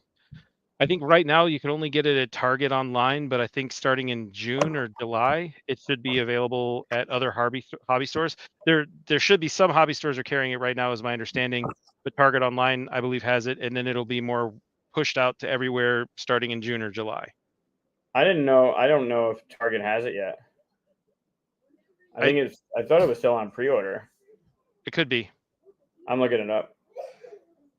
I think he said that Target online was the only place you could find it right now. No, it looks like it's available. Yeah. Get it by May 9th. Yep, you'll be able to get it right now. Yep. Yeah, it's worth it. Did I say $30? $30. Wow, that's even cheaper than I thought it was going to be. I thought it was going to be $40. Yeah. No, $30. That's great. That's a really great price point. Yep. Yeah, it's worth it. We talked about it. The replayability, the fact that the cards are double-sided, so you can play. It's still the same. Like these are literally the same pieces. This is still called a sports field, but instead of it doing that, it's doing this. Like the thing it does is different. So it's playing these buildings and this thing do this, and then they do it a different way. And then, like I said, the shuffling of the tiles and the terrain, like it's got high replayability, and it's fun. It's easily approachable. The rule set's really, you get it. It definitely is better when you see it in person, because knowing that there's only one amphitheater in the game would have helped in the beginning of the game. But yeah, the game's really good. Where? Just a point. It was I was just stating a point. Like it's true. Says the guy with 3 batteries. Well, it's also not like I took a couple tiles off my board because I realized I played something wrong. That's true. The asterisk win. Yeah. It's all right. I'm okay with that. I'll take the asterisk win. I know you are. Good. That's the type of person you are. I get it. It's okay. I still love you. It's fine. Fantastic. So, I have a question. Oh, you know what I didn't do? What did you not do? Oh. The whole time. You know, I may have an asterisk win, but at least you have an asterisk. You can't push buttons. Well, that was the game that we played during prize or punishment. That was our segment. So we were playing that game during prize or punishment. I mean, kind of. Yeah, I guess. We were. Yeah, it's true. I know. Yeah. So the scoreboard is still currently in development, but it should be ready by the next show. Cool. Because we just finalized the concept of the score, and I wanted to make sure that I understood everything prior to it happening. So now we should be okay. I should have it fully ready by the next show. Yeah, it should really be 5. I mean, 5 spots. One in the center, and then as you move it over and you move it over, and then that third one would move it off the board, and then Definitely. Yep, that's 100% what it's not going to be. Perfect. Don't worry, it'll be wonderful. Good. I like how you have all the control over the things that, like, I have no say in the logo. I had no say in our characters. I have no say in this spot, this scoreboard. It's really cool. I really enjoy it. But see, I'm taking work off your hands, so you don't have to worry about it. That's the caveat right there. I get it. I just know you're such a busy guy, and I'm doing you a favor. Really, what this is. Sure. I mean, you're more than welcome to design the scoreboard if you want. I just tried to do it and I got shot down. So I mean, when I say design the scoreboard, you're more than welcome to make the scoreboard if you wanted to. I'll make it. You want me to make it? I'll make it right now. I want a slightly higher product value for the scoreboard. I think that's probably where the differences of our situation are. Yeah, because mine would definitely be maybe some Elmer's glue with some Cheerios on a piece of index card with stick figures and probably a dinosaur as a score marker. Right. Yes. Yeah. That sounds about right. Maybe a Batman. But form over function, right? Like it functions. You just want form over function. Mine just works. I could do it in 30 seconds. We'd have something visual that would represent my loss tonight. But you'd rather go over. We can just take Dave is the visual representation of your loss tonight. This here shows that I am up by 1 right now. Okay. So that's where we're currently at. Sure. Whatever you need to sleep better tonight. That's fine. Okay. Don't worry. It'll totally be worth it. It's going to be amazing. I have no doubt. It is going to be amazing. Okay, so we now have the best segment of the entire show. Yeah. We need to be brought in so that we're all feeling the same way that I feel right now. There it is.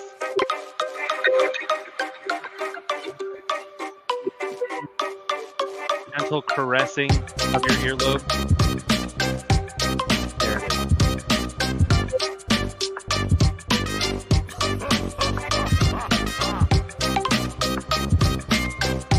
Gorgeous.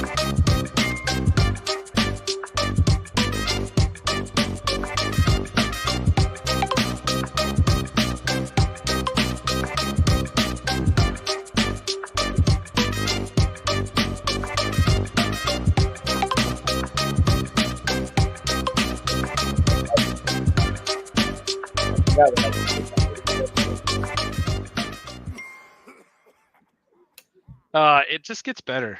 It really only gets better. Lower it so it doesn't have to go on for 30 seconds. Yeah. It's fantastic. It's so good. It's still going. It's still going in the background. I forget. Is it really? Well, yeah, I can lower the volume, but then I forget I have to hit stop. Ah, I see. Yes. So with the secret surprise tonight, Are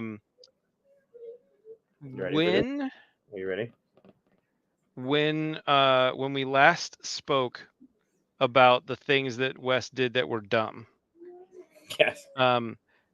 We talked about the alligators and Elvis, correct? We talked about Elvis the alligator. Okay. So do you want to learn about why elephants are the greatest animals and the worst animals in the world? Or hear me out. Do you want to have Mika choose your punishment?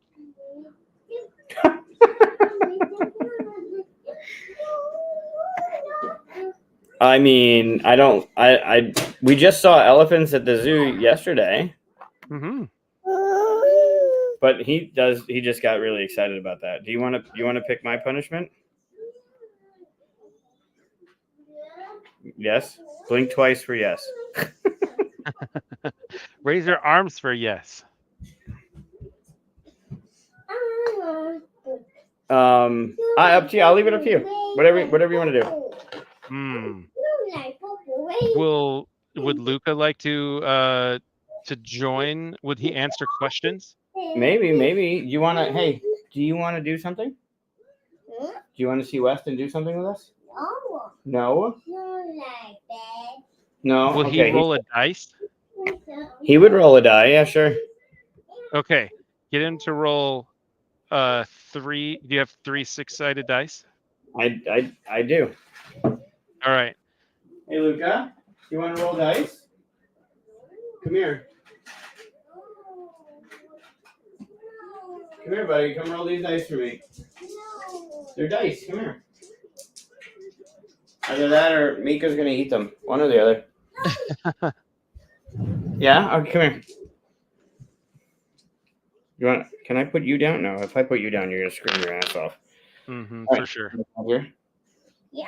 Yeah? Okay, we're going to try and... Hold on. I don't want Mika to fall, so you wait. Okay, you sit here.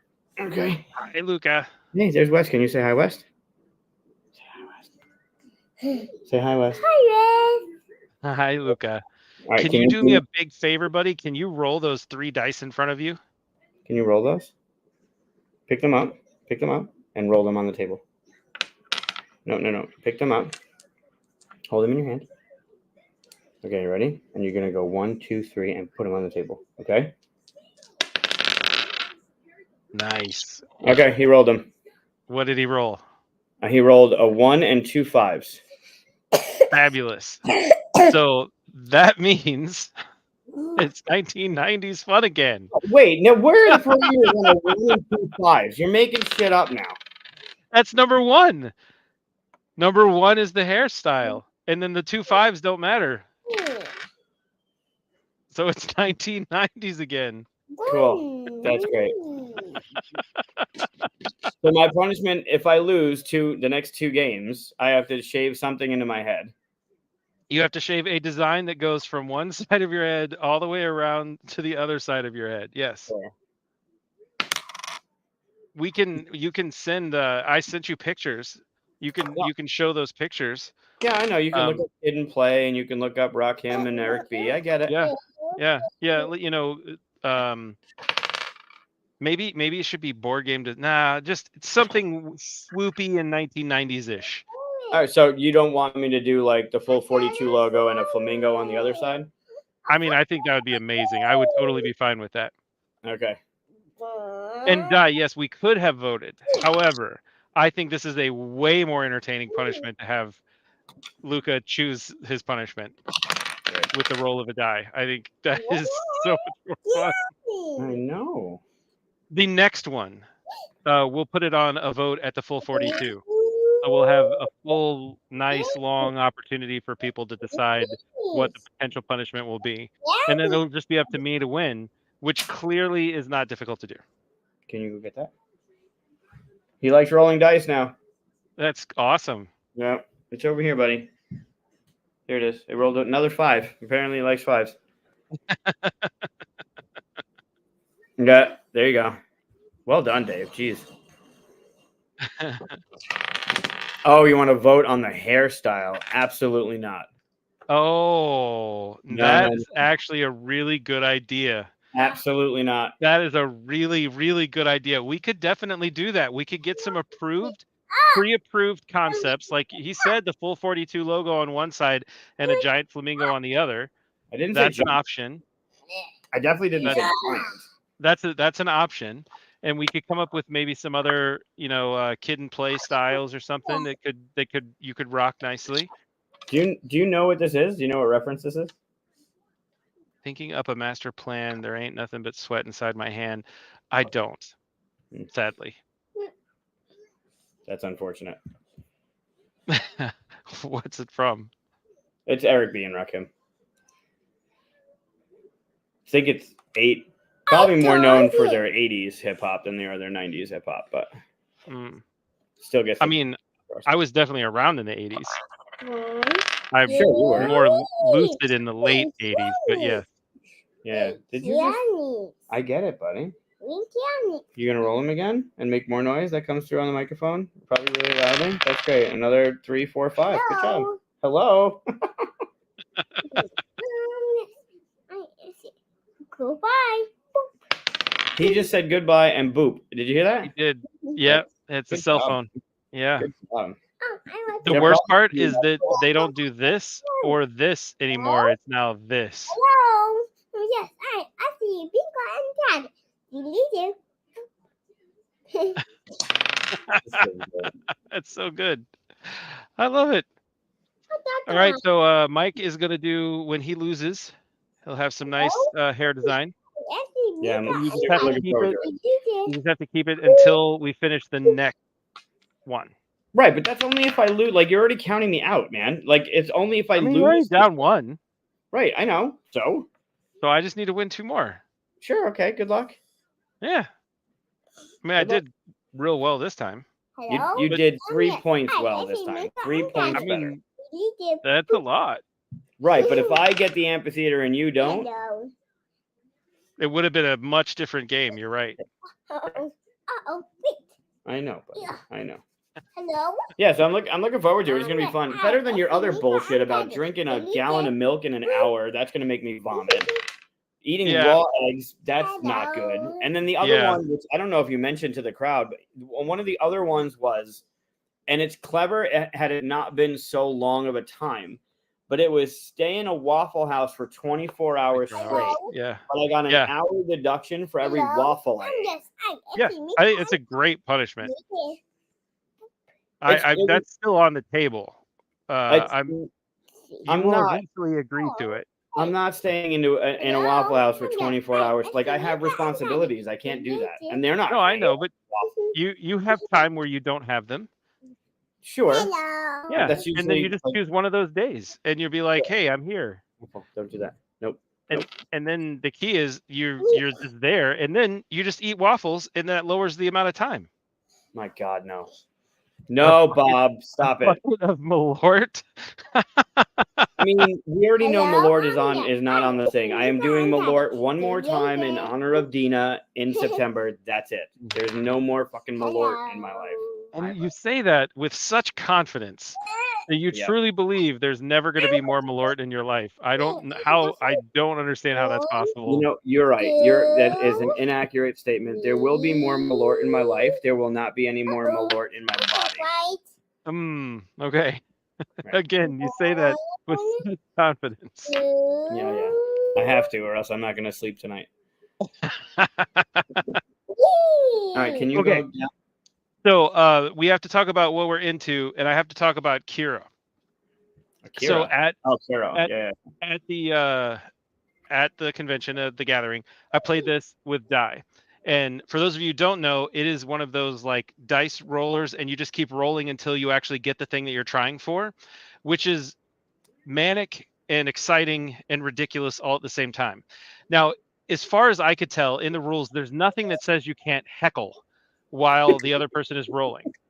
So when Di was rolling, I would say things because she's looking at the things that she needs, like, oh, I need people, I need grain and bricks or whatever, right? So she's saying people, grain, bricks, people, grain, bricks. So then I would say everything else that's not people, grain, and bricks. Or then I would go, oh, you need that. You need that ammo. Yeah, that's great. Ammo's great. You should definitely have more of the ammo. Yeah, you don't need those bricks. You should roll that. Oh, that's such a great idea. Oh, you're not going to get it. You're running out of time. The gas is right over there. You're going to run out of gas. They have this really great sand timer here that's actually this big giant truck. So if you're rolling until you basically run out of this, but you don't want to run out of this because then you lose everything. So it was absolutely hysterical. We were both just completely dying laughing, and she did it back to me, which good on her because I wasn't expecting her to do that, and it was terrible. It's so hard to concentrate. So hard to concentrate, but it was so much fun. I had a really great time playing it, so I had to have this one, which is why I now have this in my collection. Let's see what else do I have. We played. Mike introduced me to this game, Celestia. Oh, you got it! Look at that. I did. This was so much fun. So you're these old steampunky people on this pirate ship, basically, and you're going across all these different lands. It's a lot like what's the Melma? Lem or whatever. Melem, yeah. It's like that, but better. This one, because you have an opportunity to get out. You have these cards that you can play that have special abilities on them, and you can kind of like go, I don't believe that you're going to be able to make it. You're kind of your own pirate captain. This is beautiful, absolutely beautiful, ridiculously entertaining game. I'm definitely thinking that it definitely plays better 4 and up as far as player count. I think it goes all the way up to what, 6? It's fine at 3. It plays better high, but it plays fine at 3. Yeah, I still say 4 and up, but yes, 3 is where it starts to work. I think. Did I don't you know get that which edition did you get? Did you get the QSF one? Or did you get the Blam one? I got the Blam one. Does it say? It doesn't say QSF or Quick Simple Fun on the bottom. It was a game, and then Quick Simple Fun put it out, and then Blam. I guess Blam added some stuff to it, or maybe it was a co-publication or whatever. But that's fine. You see it on the front cover. Yeah, I only got. It doesn't say Quick Simple Fun on it. Cool. I think that was the one that we were playing at the gathering. I think that's the newest edition of it. Gotcha. I also there's an expansion for it too. Oh, are there? There's an expansion for it too. Yeah, I haven't played with it, and I think there should be something else in the box that we didn't play with. I think there were the abilities. Remember, we were taking a whole bunch of cards out of the game. Yeah. The Quick Simple Fun version didn't have that. That was added after. So I think they're in that edition. So there was the double icons and all that stuff. Yep. I think that's in that edition. Yeah. I don't know if your copy has some of the stuff that that edition has. They're almost like modules, I guess you could say. Like you can add them in if you want to play with them, kind of thing. Oh, that's cool. From the guys at the Board Game Rundown, Ahoy Kitten. Yeah. If you haven't played this game, it is ridiculously entertaining. You're pirate kittens, and there are these kind of like Azul-esque. There are these fish that are in the center, and you get to point to the fish that you want. And if 2 people point at the same one, nobody gets the fish. But once it goes onto your pirate ship, someone can point at your pirate ship. But you could also take an action to cover your pirate ship and protect them. But then you don't get to play the next turn. So ridiculously entertaining. It was really hard to find for a while, but it's back in stock. And I believe Mayday Games actually has it or had it on their Mayday sale for like $10 or something. So I picked up a copy for that. The components. Is your copy? Do you want to get down? That'd be great. Is your copy open? Yeah. Can you show off the fish? Are beautiful. Like the components. The fish are really nice. Yeah. Yeah, that one's really good. Hi. They did a really good job with that. I played that one. I think Bailey showed me that on a QSCon Tuesday at Bullfinch, and I'm not a kitten fan, but the gameplay is really fun. And that choice of you can take a turn off to guard your shit. Yeah. Yep. They're beautiful. And there's red fish, blue fish, orange fish, and then there's clear fish, and they're each one's like worth a point, except for the clear fish, which are worth 2. Right. Ridiculously entertaining. You get this nice little cloth bag to go with it as well. These are your like Azul tiles that go in the center, and then your pirate ships that are there as well. Really, really fun. It's quick too, right? Like the gameplay, you're playing it in 5-10 minutes. It's not a long game. Yeah, it's ridiculously quick. It was a lot of fun. I really, really enjoyed it. Really enjoyed it. While I was away, I also got an Age Contrived came in. Oh shit! Okay. Yeah. This is the guy who designed it, Chris. He used to work for Panda, so like every single thing that you could possibly imagine that you could trick out is tricked out in this game. Nice. The board is gigantic, but it has these metal pieces that stick up, and then you're building these monuments that are all magnetic. So as you build the monument, it like sucks onto the metal piece, which is super cool. Nice. This Founders Edition on the inside, it has a custom printed inside of the box. So imagine the nightmare of that, where each Founders Edition has its own custom printing with its own saying, its own everything. So this had to be custom set for each individual person. Really, really, really cool. The game is absolutely gorgeous. It's a big one. There's a lot going on.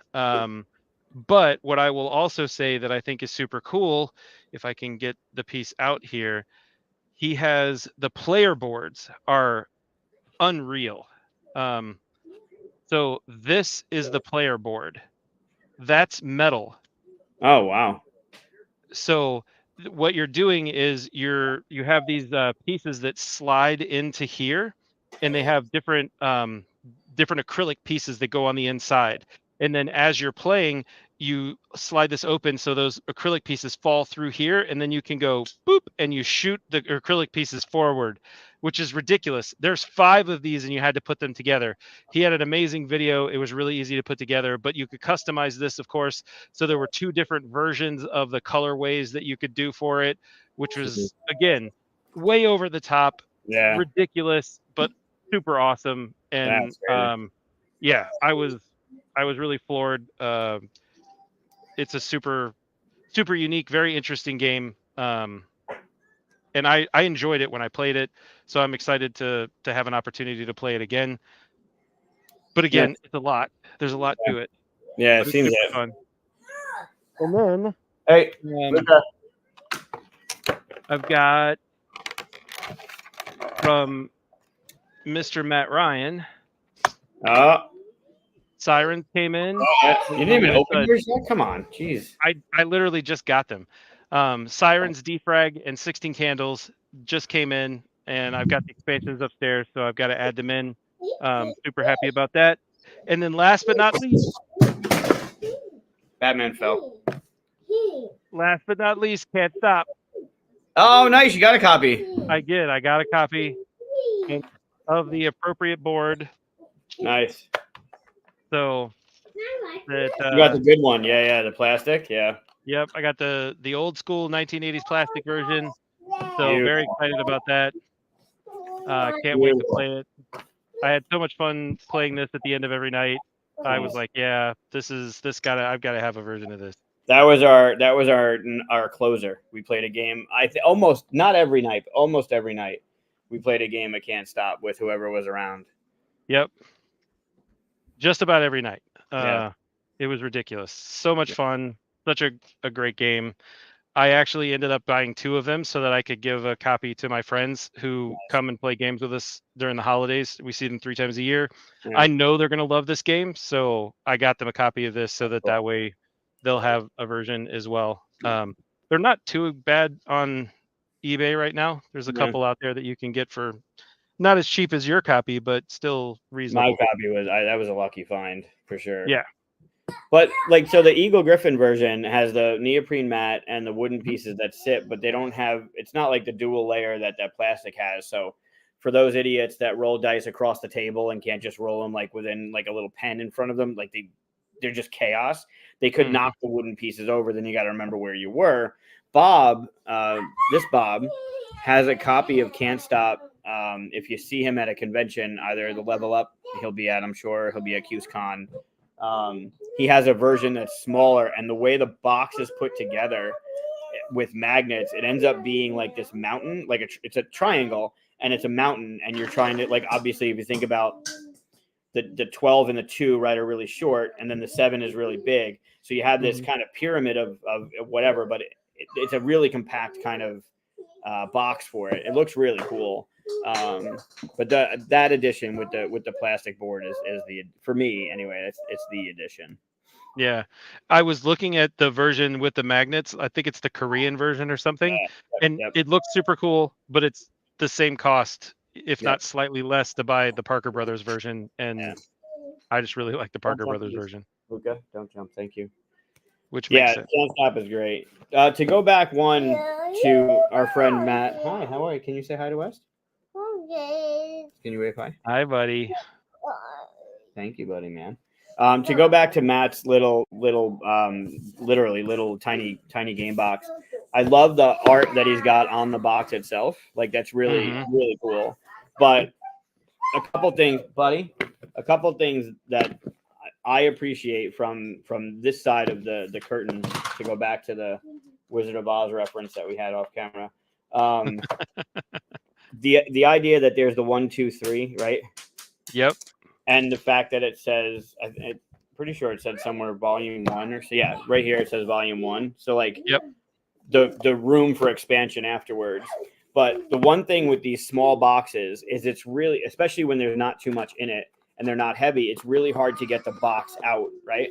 But smart people will put the little notches on the bottom so you can grab it and pull it out really easily.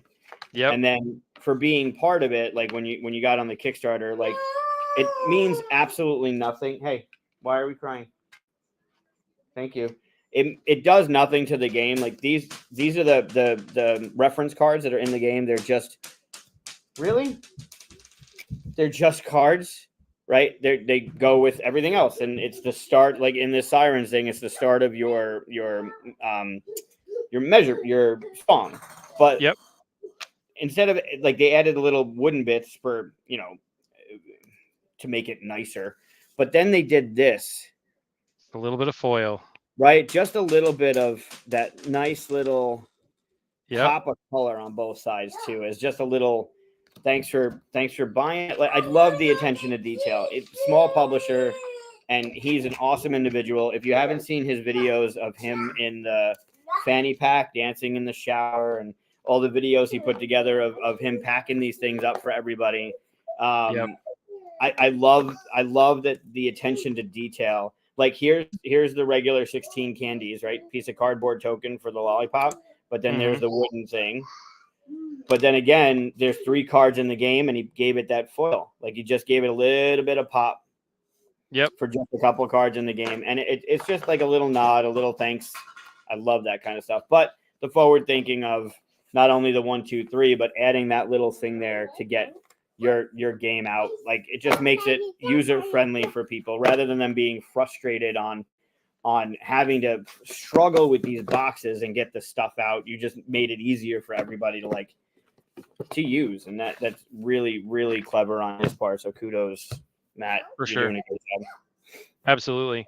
I saw Sirens 2 years ago at Gamma, and the concept of playing a game and then at the end of it being able to play the song that your sirens sing with an app, super cool. What an interesting, unique concept. So I'm really excited to play that one. We had him on the 42 last year at some point, and we played this. Chris and I played this, and that idea of playing the song at the end was definitely, it's a really cool, like, wait, what? You can do what? But the game itself, the way you're laying the cards and the choices you have to make of like doing the color to color or doing the icon to icon, like there's really good choices, and a very it's a small deck of cards. There's not much in there, but there's really good choices in front of you. It's good stuff. Can you stop, please? Yeah, I'm excited to get Confusing Lands as well. Those are. I was hoping that it was going to come all in the same box. Well, that'll be volume 2, yeah. Yeah. So it's part of volume 2, I think. So thank you. Very cool. Thank you. Can I have the other one? I think that's all the stuff that I brought down with me. Where's the third one? Yeah. Where's the third one? Go find the third one. Remember, I gave you 3. Where's the other one? I still have to find a copy of what's the German game? What's the German game? Nunatak? No, well, that one too, but that'll be out in June.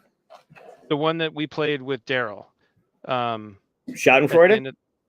No, that one I really want to find too. That's $70. You said German game. I gave you 2. I don't know what else I can get.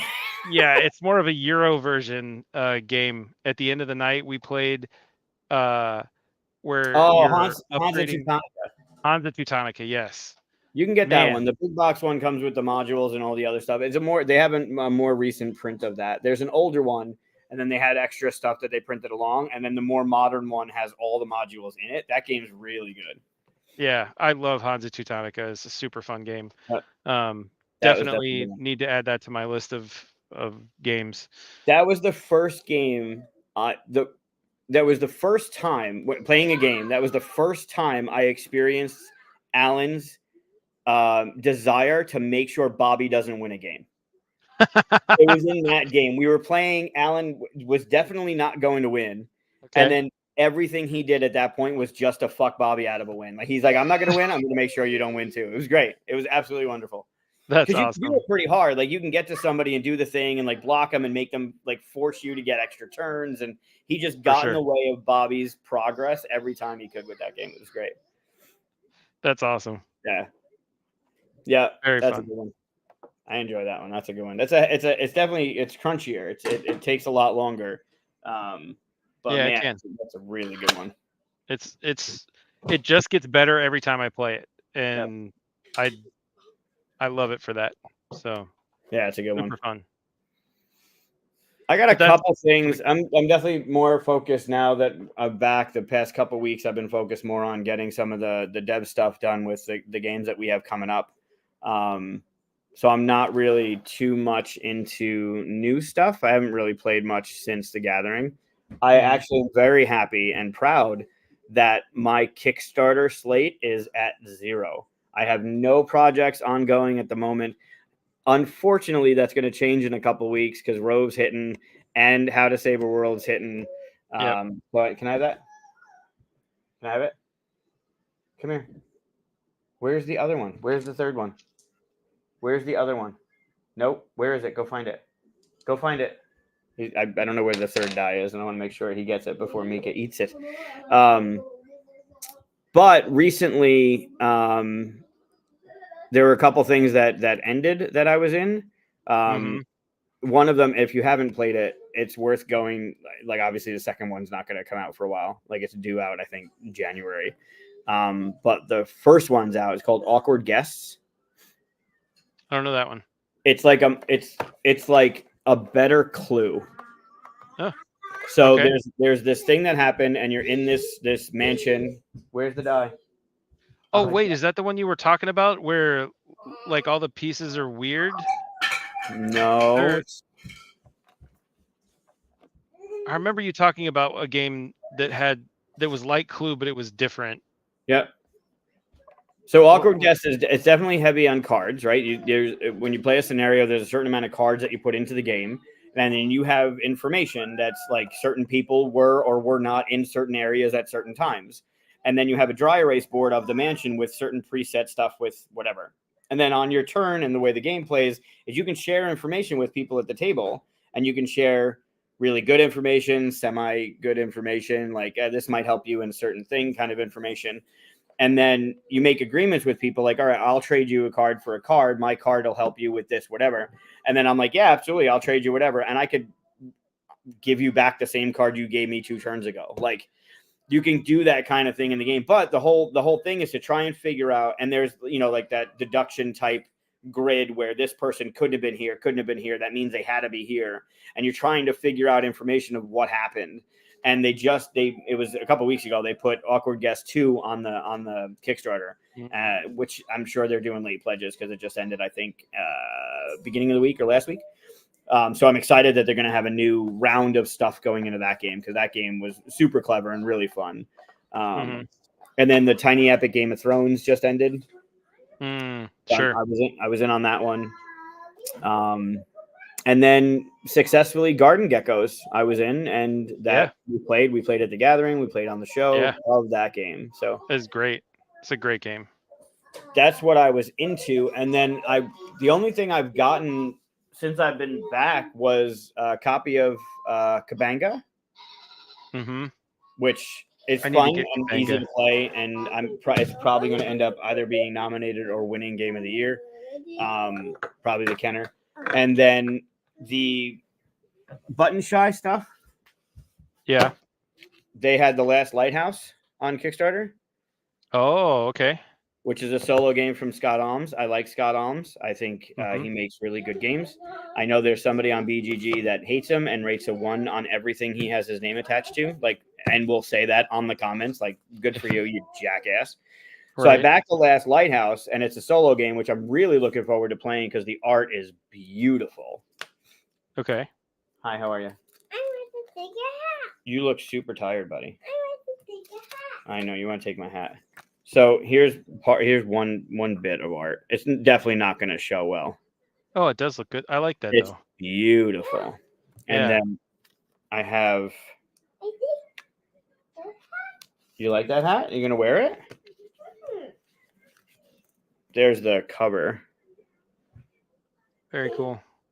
It's beautiful art. But then part of the Kickstarter, you gonna wear it? You gotta take that hat. Be nice to that hat, please.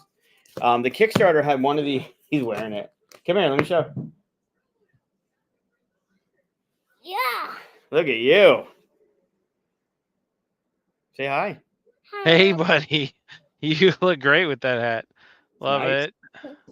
I guess that's an announcement I can make.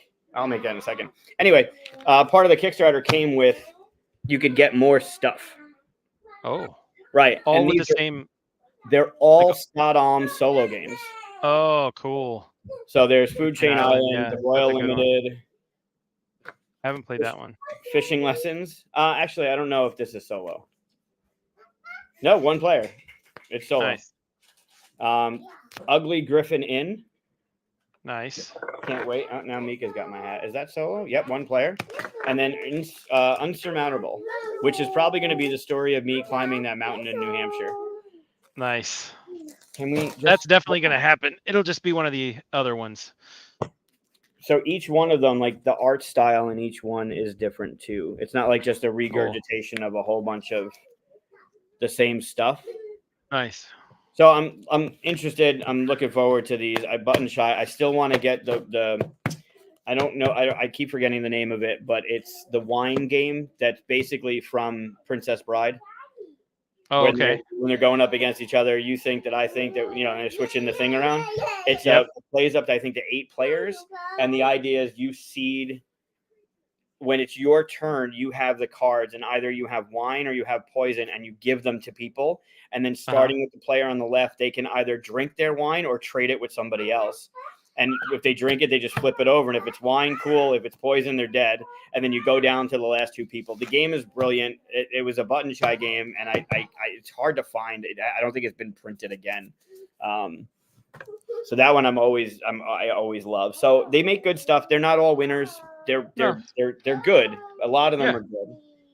Hi, buddy. So I'll go back to our announcements thing, because this is one that I'm into. This, if you don't know this, there's Morkborg and Infinite Black. They have an RPG in this world called Vast Grim, and it's kind of like Aliens meets, I don't know, Halo kind of thing, but the RPG is super cool. It's very pink. It's got the neon blue. Like, the world is crazy and huge, and Brian did an amazing job making this whole thing, and it's been around for a while.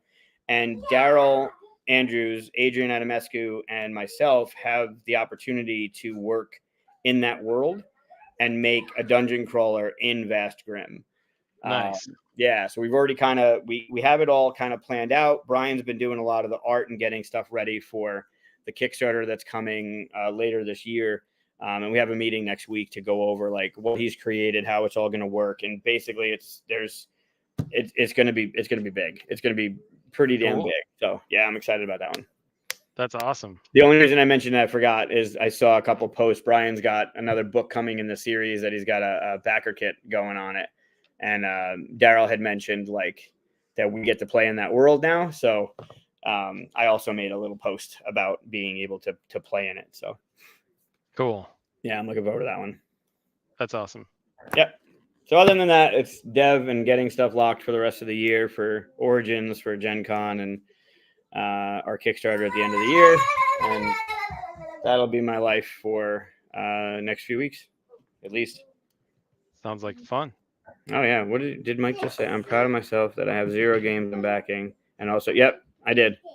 But there's only two I know of. There's Rogue from Addicts, and there's How to Save a World from Bird Island. Those are the only 2 I know that are coming out. I know May is kind of slated with a lot of stuff, but those are the only 2 that I know of that I'll be getting behind, as far as I know. I'm sure there'll be more. But I know that Feudum is reprinting on BackerKit, and they've got some exclusive stuff, and I can upgrade my current copy to like the deluxe bits. So if it goes well, there's tale that he may finish the expansion he never finished. So Ooh. yeah, that would be super cool. So I would do that. Nice.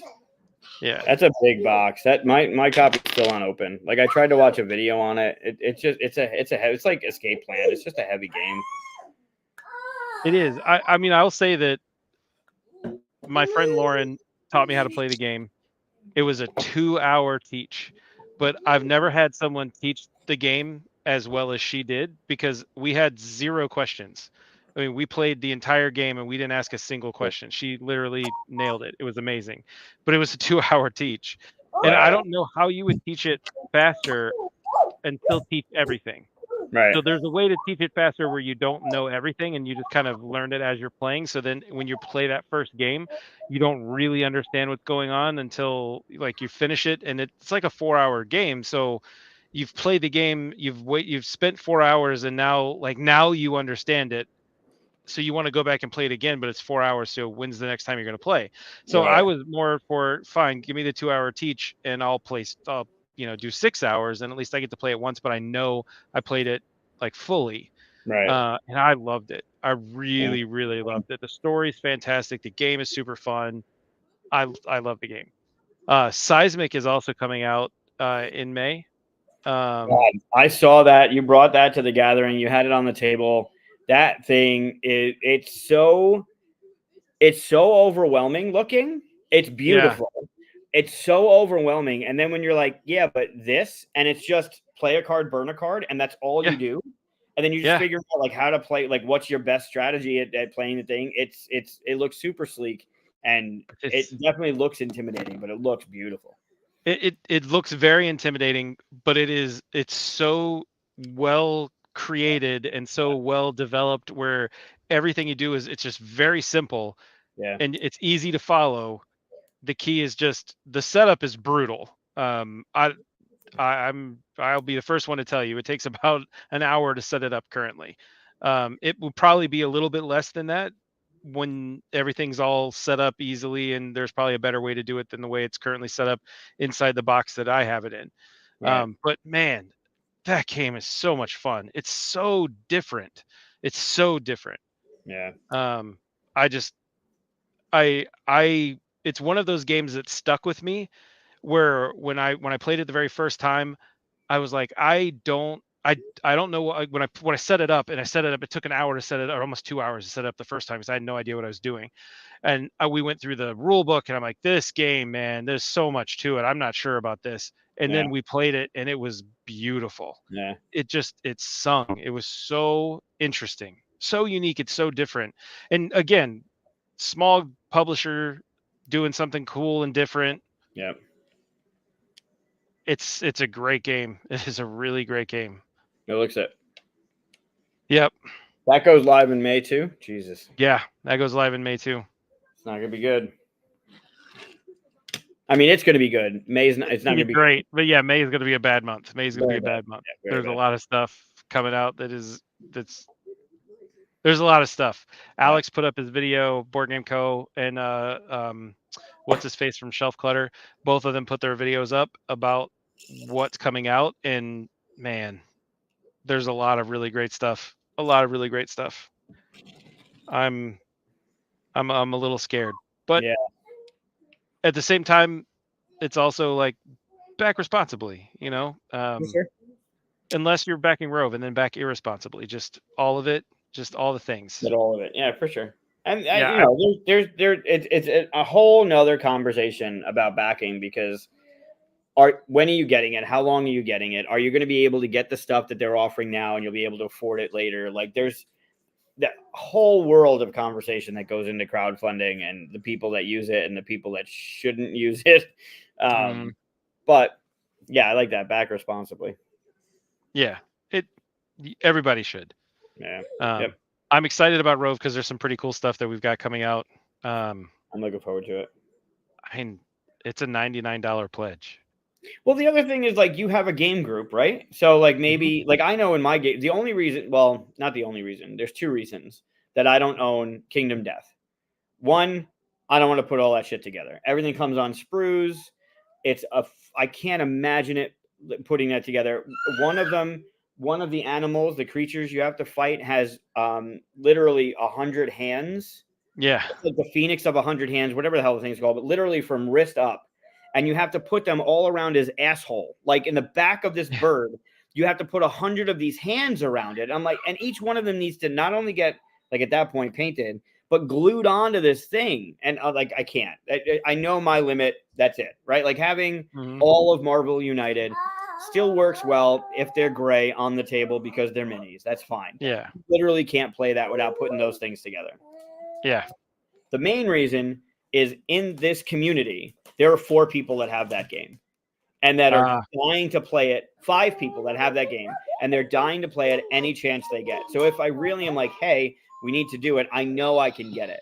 So if that went to Kickstarter, I don't necessarily need it because I know people in the community have it, right? So I don't have it, but I know somebody does. So that helps. Yep, for sure.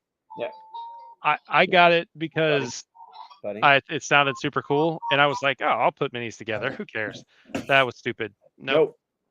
No, that was a bad idea. No, because what do you do? You need to do the 4 main characters. You need to do the lion. And then what? That goat, right? Yeah. But then that's all you can do is just play with the lion and the goat. You can't do anything else because you don't have the phoenix done. You don't have the huntsman or whatever, the butcher. You don't have him done. So what can you do? Wait, buddy. Yeah, all of it is there's so much to put together. So much. It's unfortunate. It's another one of those games that's like it looks intimidating and the art is bonkers, but it's super simple, right? It's just you go somewhere, you roll your dice, you fail miserably, worse than Arkham. But that's all it is you go someplace, you roll and shit happens. And then when you go back to the community to do all your upgrading, you just have some choices to make as players and how you want to take your civilization. It's super simple. Bob says that Schadenfreude, he posted a link for it. The only place I saw it was like $70 on Amazon and $50 if you bought it through eBay, which is way too expensive for a card game. It's a good card game though. It's a great card game. Is that what he said was in stock for $35? That would be amazing. Buddy, I don't know where that is though. Want to say goodbye? He's getting upset because he said he wants to say goodbye. Aw. That's what he was just. Bye, Luca. Where is it $35, Bob? Where'd you post a link in Discord? He probably posted in Discord. He probably did post it in Discord. That's awesome. Yeah, it's a good one. Yeah. That's the trick taker where you gotta. Your objective is Second to is best. Second place, not only in the tricks but in the game, like with the scoring. It's great. And Evan's trick taker from Emily Wilcox's 12 Days of Christmas game Bah Humbug. thing. Bah Humbug, yeah. Dude, that game was amazing. It was so well done. We talked about it on Monday's show as one of my top 5 games played at the Gathering. I love that game. Yeah. It was great. Yeah, it's Bah Humbug and the 12 Games of Christmas. So technically there's 13 in there. Because Bah Humbug is one of them, and then there's 12 other games. But that trick taker that Evan did is honestly, it's one of the better ones that I played. It was great. I was really surprised at how awesome that was. There you go, 42 Discord. Fantastic, thank you. I will definitely pick that up because that is a great price. All right, let me get these kids going. Yeah, man. I'll do it again because I won't hear the end of it. Like and subscribe. If not for us, do it for Luca and Mika. Can you, Luca? Can you do me a favor? Can you say like and subscribe? Like and subscribe. Okay, that works. That was awesome. Good job. Okay. Thank you, Bob. Appreciate you. Are you the star of the show? Are you the one now? Is that it? You are. You've given off serious main character energy, buddy. I love it. It's fantastic. You good? Okay. Can you say bye? Bye. Bye. Look at there. All right, buddy. Good to see you. right, Thanks everybody for hanging out and watching me lose in the first game of prize or punishment. I appreciate that, and for voting on my head getting shaved if I lose. That's also fantastic. Oh, they didn't vote. It was just Luca rolling dice. Yay, Luca rolled did dice. a great job. He chose for all of us. It's fantastic. Yay! Yay, Luca. Yay! Yay! Yeah. All right, I will see you all on Monday if you're watching the show on Monday with Pat from the op. If not, we'll see you next Friday where I will most likely lose again. Definitely lose again, yeah. Most likely, not definite. Come on. For the record, if you lose again, that puts you 2 off, so then I only have to win 1 more time. Sure. So you could technically lose next Friday. Yeah, we play 2 of them for sure. But no, as noted in the beginning of the show, there is no tiebreaker. So if we tie, no one gets a point. That's correct. That's correct. But I could potentially lose totally next week. Yes.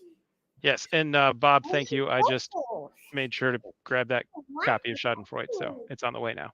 Oh, nice, good job. While we're on the show, that's good. Yeah. It's one I definitely wanted. So good job. Yeah, it's great. See you, Dad. Night, guys. All right, yeah, I'll see you. All right, say bye one more time. Bye. Say bye. Say bye. Say bye. Bye, Luca. Okay, go that way. Go check in your brother. Find me the other die too, please. Look how great your head is gonna look with the designs. Yeah. Yeah, I don't. Whatever. You know, hair grows back. Yeah. It does, yeah. Right. It's gonna be perfect for Origins. Right. Yep. Origins is my birthday, and you said a month after, so like, I might not have it for Origins. You might want to dangle this one on a little bit then. I mean, Origins is in June, right? Yeah, but it's more than a month from now. Yeah, it's until the next one ends. Right. But if I lose next week, and then I do the thing, and we have to play it through the next one, that could be 2-3 weeks from now. It's true. I should have just chosen directly. Yeah. It's okay. We all make mistakes. That's fine. Yeah, that's true. Mm-hmm. Yeah, I'll just let it go out for a little bit longer. I'll purposefully sandbag and lose one. Mm-hmm. Yeah, that you're gonna lay into that one. I like it. Yeah. Real nice. Real nice. It's like home territory too, because you have a copy and I have a copy. So next time you're the one who's in control and I'm the one who's like searching to try to figure out what that says. Oh, it's gonna suck. Yeah. Yeah. It's gonna be so unfortunate when all the tiles are all the way back here. Well, the good news is I have a very large computer screen. Well, not very large, but I have a big enough computer screen. So. Oh, good. So that means I have even more room to go to make sure. Yeah, for sure. You can just put them on the other side of the house. Perfect. Good. I'll make sure, like I said, I'll make sure there's just a lot of interference coming your way with. For sure. With noise and yep. Hold on, buddy. Hold on. We're gonna say bye and then. Okay. You want to say bye one more time? You want to say bye again? Wow. Okay, this is for realsies, okay? Bye. Bye. I know you do. All right, great to see you as always, brother. I'll see you. I'll talk to you, I'm sure, later. Yeah. All right, be good. Oh, I almost left the studio. I almost pulled a Chris. Oof. Oh. I know, that would have been awful. All right, let's see for reals.